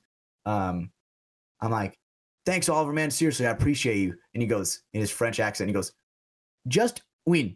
And I'm like, "Just win. All right. Say less." A little fist bump. Yep. He goes, "Just win," and he gives me a fist bump. And I'm like, "Say less. Go out there, start stabbing some fools." Last motherfucker. So yeah, Axel Godin's dad is one of the best pit crew in the world, without a doubt. He is like, if he's in your pits, you're good. Some people can wait outside, bro. You don't have to worry sometimes. Right? You gotta make sure he has his space. Like, don't crowd him. Like, yeah. The machine might overheat, bro. His gears are going. Right. So much body heat around, So he is killing. He is killing it, Brandon. Because he's seen it. Brando has seen it. Yes, he will. Yes, yeah. He'll check someone. He will check someone.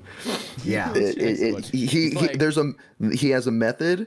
You don't fuck with it. Dude, this is like shout out. He likes because it runs so well. He likes AK. AK knows the method. Oh, that's AK good. knows the method. But speaking of people who will check someone in the pits, shout out Victor Van Gamboa, bro. Oh my god. I won't fully say the message that he said to me at one point in time, but this dude's relentless. If you're not supposed to be in their pits, he will get you the fuck out of their pits. And I kind of respect him for that. Like, you want to talk about NASCAR style operations? They have one of them. I mean, you got to think about it. If they're a professional organization, they want to treat it like a professional organization. Makes sense. Sure. They got to have a guy like that. And I do get it too. It's like how Impact Edge General. It was fucking insane because, like, all these playing, everyone wants to be there and be around it, but it's like, there was probably so many fucking film people. Yeah, well, yeah, and it wasn't necessarily that was the worst thing. Like, there was a couple of us. It was just all the random people who had pro passes and wanted to, like, that's what I'm saying, is the random people, right? Is the random people trying to film and stuff like that. Too, because it's like, we at least kind of know how to stay out of people's ways, and, like, I don't know, like, we're there to You're kind of supposed to be there. Yeah, we're licensed and insured to do so. But yeah, random folks who are just, like, on their phone, they don't really give a fuck, and they get in the way. So yeah, no, shout out Vic. He runs a well-organized crew. Hey, as a pit crew organizer to another, I ain't as good as him, but are you the organizer? I would say Cedar's the organizer. Basically, I'm the guy that goes where Cedar tells me to. Okay. Yeah, I'm the right hand, to Cedar. And Captain Cedar is out over there just. And Brando's the left hand for sure. Can we talk about how Cedar always has the same identical look on pitting? You know what I'm talking about. Backwards hat, long sleeve black shirt with gloves, and then shorts with like a towel through it. Long socks, long socks, calf with the Crocs and 4x4 for sure.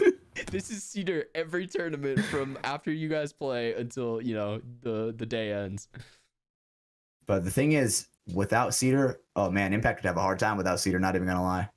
Yeah, Cedar is a force to be reckoned with. Hey, Teo said it best. He literally put it best than, you know, I don't think anyone could put it better. Hardest working man in paintball. Seriously. Drunkenly saying so 48 times. I've seen that guy drive nails into concrete to get us to play paintball. No joke. Trying to force some of these pins in the ground. What the fuck? The stakes. Oh, I was like, what? Okay. Sometimes the ground is hard as fuck in the summer. I thought it was a metaphor. Yeah, I did too. I was like, oh, I kind of fuck with that. Like, yeah, you know what? Take it as the metaphor. Take it as the metaphor. Take it as, okay. He is the iron heart. He is the iron hammer forging our blades. Had you realized halfway through it was better as a metaphor? Yeah. So let's get one of those in there. We're good. We recovered, kind of. But hey, man, we're getting close. We're getting close to the event, man. We're getting close. We're getting, I mean, dangerously close. It's what? It's for less people than like, watching. what, 48 it's Monday hours at Monday, April 24th, 8:15 right now. So yeah, man. I mean, shit. That's yeah, like 24 hours. I will be in Austin, or not 24, 48 hours. I will be in Austin and getting ready for practice. 72 hours. I will already have filmed practice. 96 hours. I would already have filmed day 1 of competition. Not gonna keep going. It's incalculable. Incalculable. Yes. It is too high. None of us have calculators or computers or anything near them. Nothing accessible. I'm good. Nah, it'd just be too dumb to look into. Yeah, I'm good. Yeah, I'm excited to watch you guys. I'm excited to see how you guys do. And what do you guys do well? Text message of critique, Brando. I'm gonna kill you if I don't get a text message of critique. I want you to tell me everything I got you.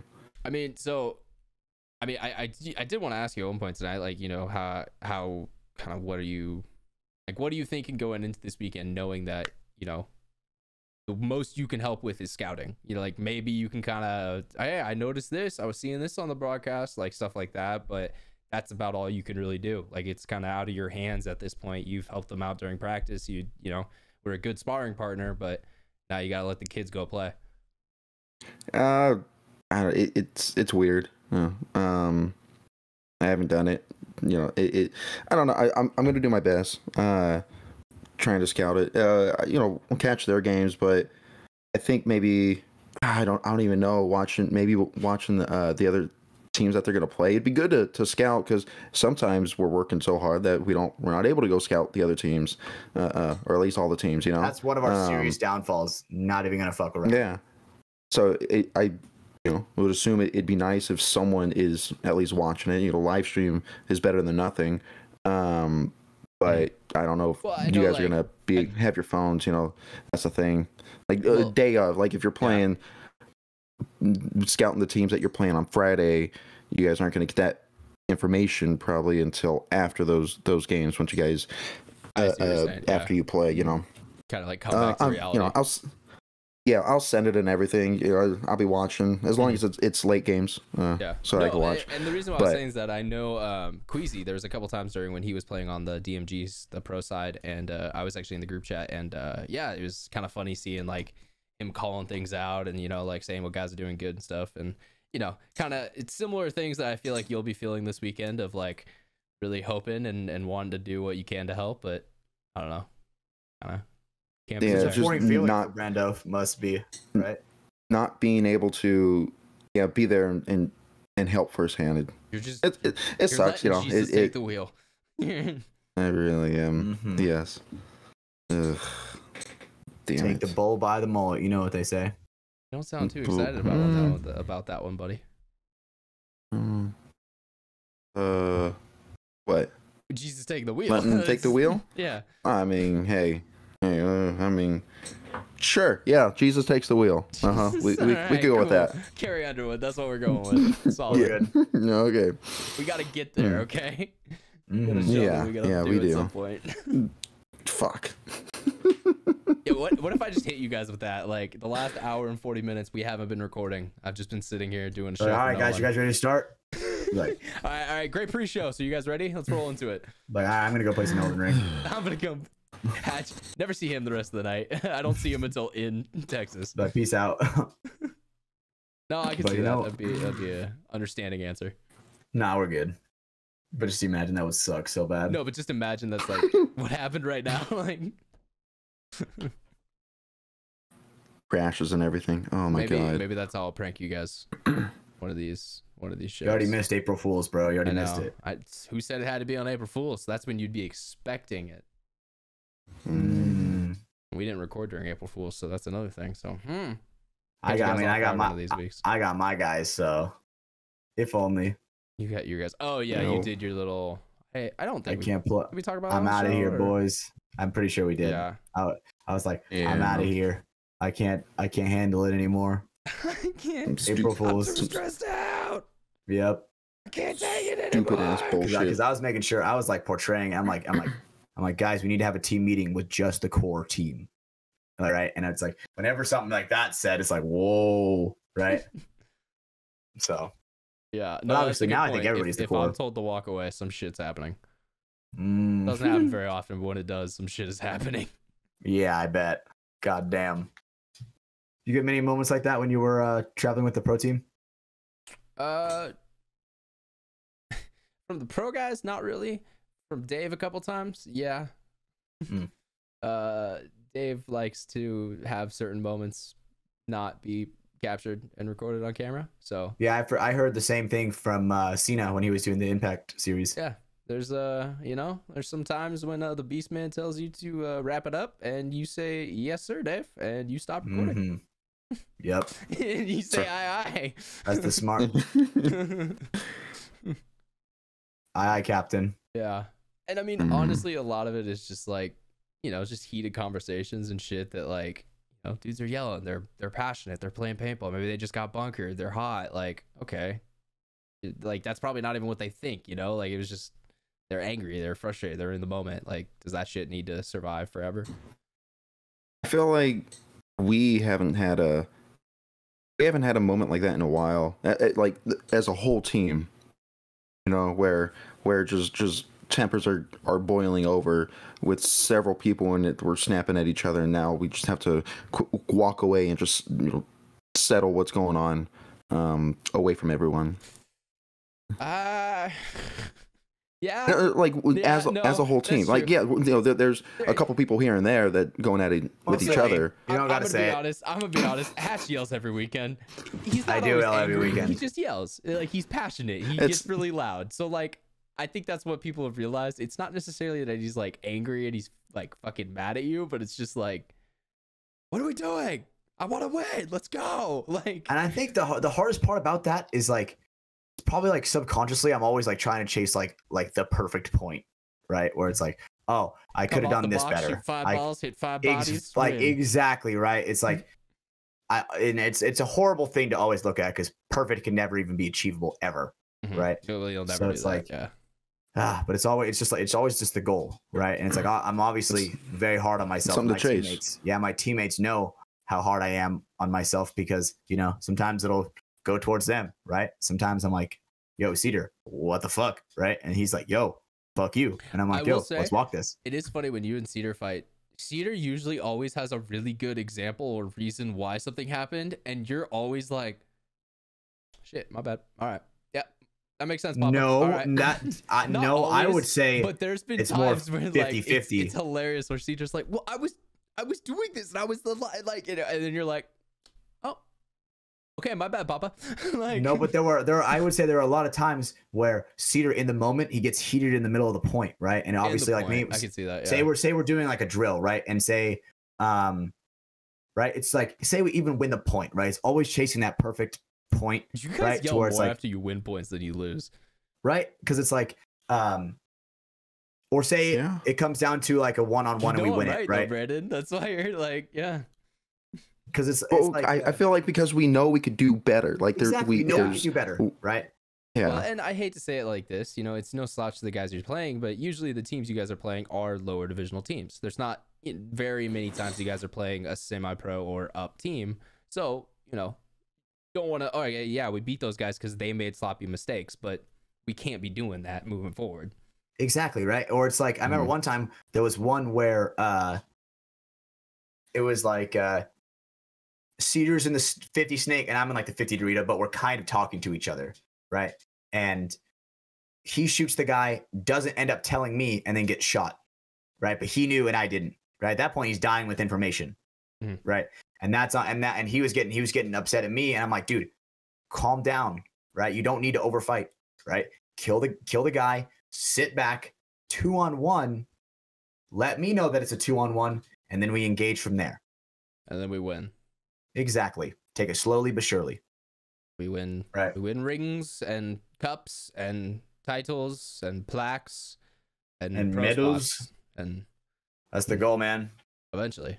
That's the hard cut 10 years from now. Hatch is still hard stuck semi-pro. I mean, it's possible. That happens to a lot of people, bro. It is. No, but I was just, honestly, Hatch, I think it happens to a lot of people. I don't think you're going to be one of them, even if it's not necessarily DMG. I think at some point along your journey, you will find an opportunity to play in pro.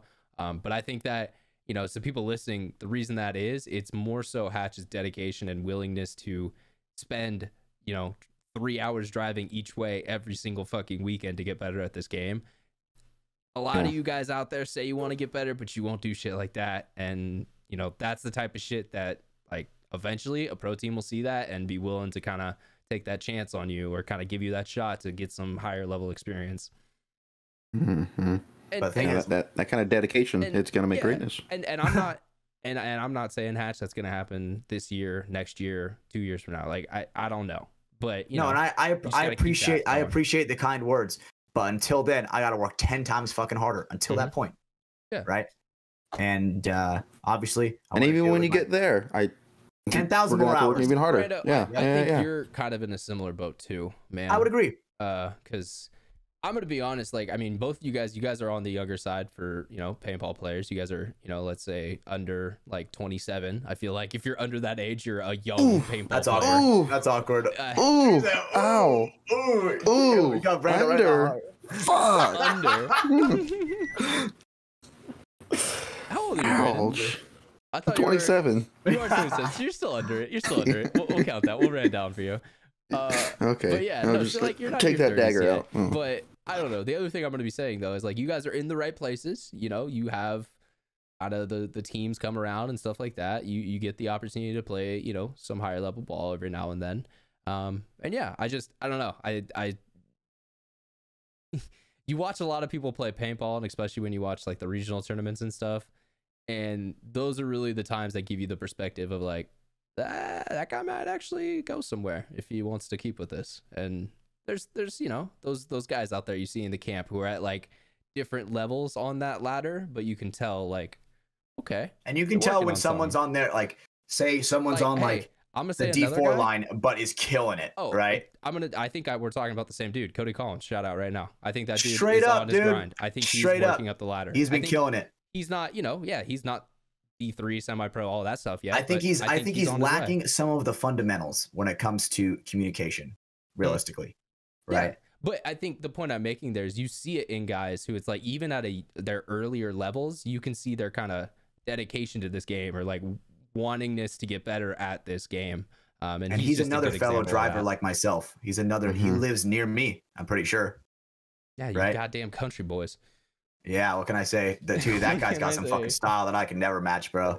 Dude, we beasties for life, brother. We beasties for life.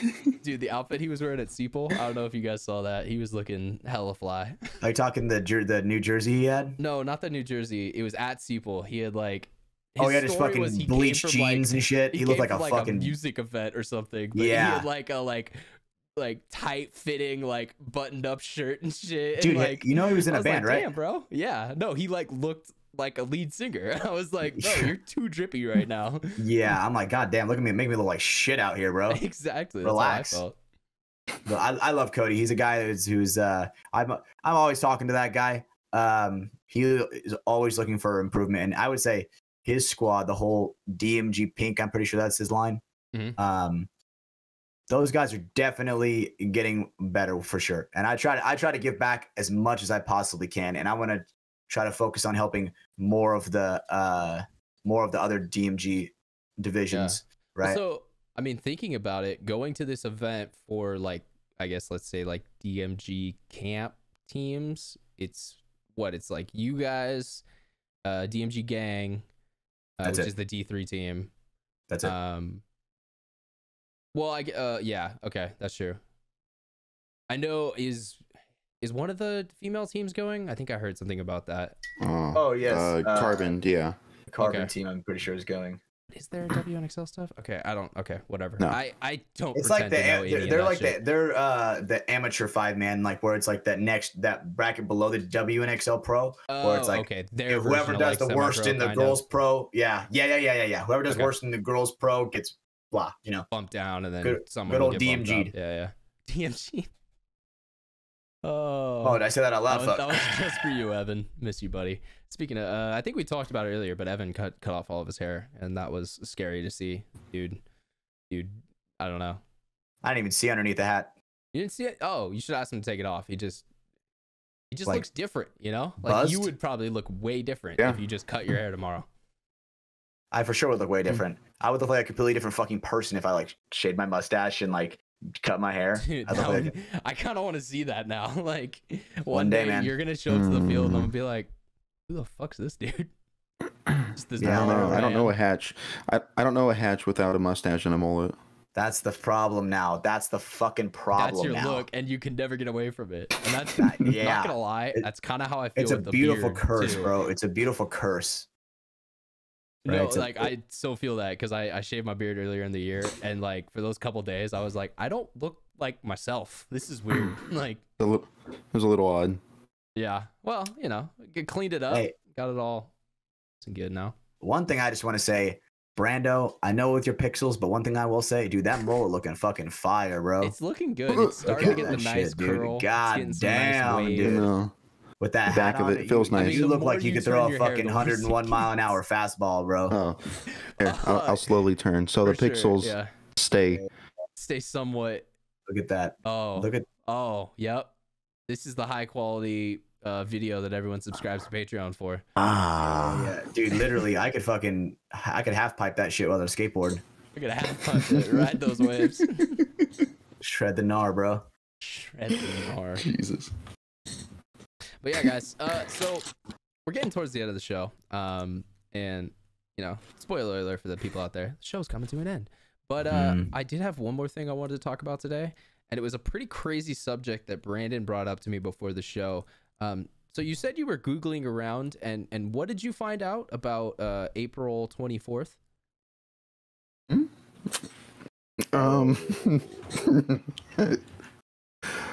We're okay. Yeah, we're going. Are we going here? What national day is April 24th?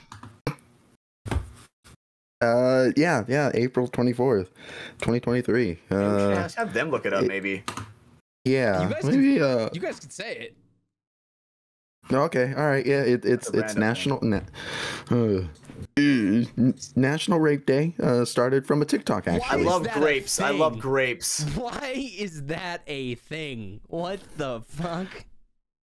So that's why I wanted to bring that up, because that's just my general surprise and reaction to that. Because what the Hey, bro, fuck? I don't judge someone else's culture, bro. I guess that one I kind of will judge. I'm gonna judge that. I am gonna judge that one, actually. Yeah. No. But why is it national? Raping someone? Yeah, I'm gonna judge a little bit on that. Oh my god, it's how's that even like a legitimate like thing? Well, I mean, the original. I was gonna say it reminds me of like the Whitest Kids You Know comedy sketch back in the day when they the grapist. I'm gonna grape you, kids. I'm gonna. But he was just tie you up to the radiator and grape you in the mouth. So yeah, it's great. You're gonna get all right. So I looked up what is April 24th National Day. This one says Arbor Day, bro. Oh, Brando, what did you do? Arbor Day, bro. What the hell is Arbor Day? I'm pretty sure that's about the trees, bro. The trees, yeah. National Arbor Day. Whatever. We're same. Okay, I scrolled down a little bit. I did scroll down a little bit. Yeah. Nope. I did scroll down a little bit. It's national. Why NRD. national? Yeah. NRD Day. Viral on TikTok. What the fuck is this New York Post, dude? What is this, dude? Oh, well, the New York Post. You know you can trust that. That's 100% legit. For sure. Especially when you know it's on TikTok. Well, hey, applause for our messed up generation and creating a national great day. Except it's not great. You know what weird. I mean? Well, yeah. Okay. So on that note, did you guys have a lovely show tonight? Because I did. I had a great one, man, and I am ready for Texas. I'm excited. Yeah. I do know that from this show, Brandon, make sure Michelle doesn't hear it, or you might be in the doghouse, and you might not come on the show again. So yeah, this might be the last time you see me. Yep. And our new host, Dova. We just bring his dog on and set him up in the place. Yeah, that'd be dope. Or maybe we'll just bring your ex-girlfriend on and have her like become the third host of the show. That'd be funny. Yeah. Oh my god. All right, just keep on.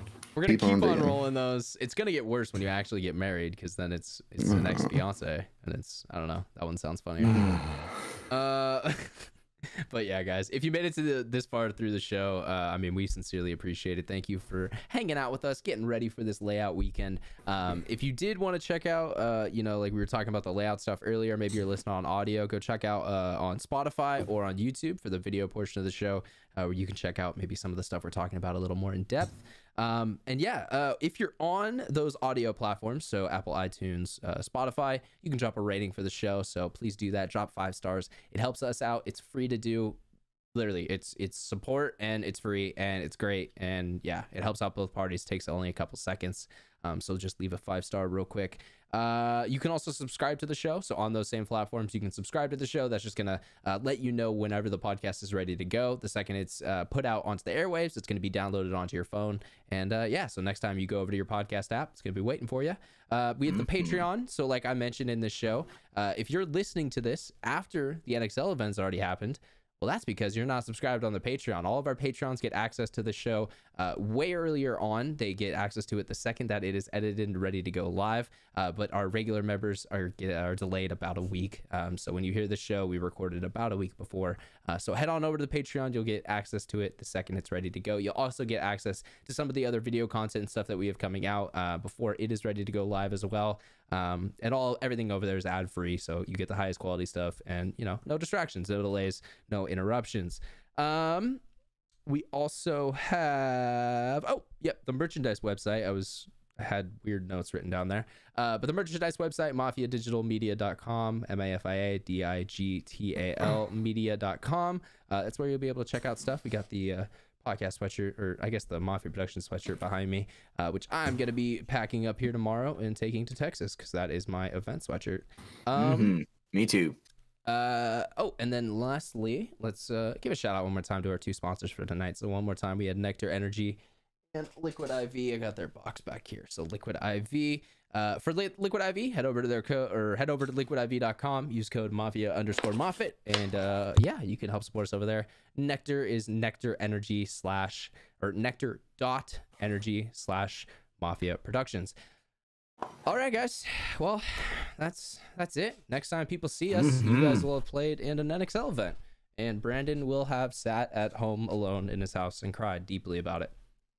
Hey, but we're gonna be we're gonna be at the field the weekend after, dude. We're gonna be out there helping the other squads. We will. Yep. Yeah. Just giving all the information that we know. How the field plays. Brando, you might not be able to give them very useful information since you're not going, but you know. Yeah, we're gonna. Everyone's gonna have those like, oh, do you remember at the event when Logan did this, man? Dude, it was crazy. And then that awkward moment when Logan's not going either. Oh fuck. Well, you get what I mean. When fucking someone does something and Brandon's like, oh, I remember that, starts laughing, and then we could all call him it's out. Like, no, don't laugh. You can't laugh. Don't remember that. Don't laugh at that joke. You weren't there for that. I don't like inside jokes. That'd be so sad. Well, all right. Hey, but Ben, I'm gonna call you. I'll call you every night. I'll call you every night, sweetie. I'll call you every night. I'm not going to sleep until I get that call. Dead ass. All right. Dead ass. You best believe. Best believe.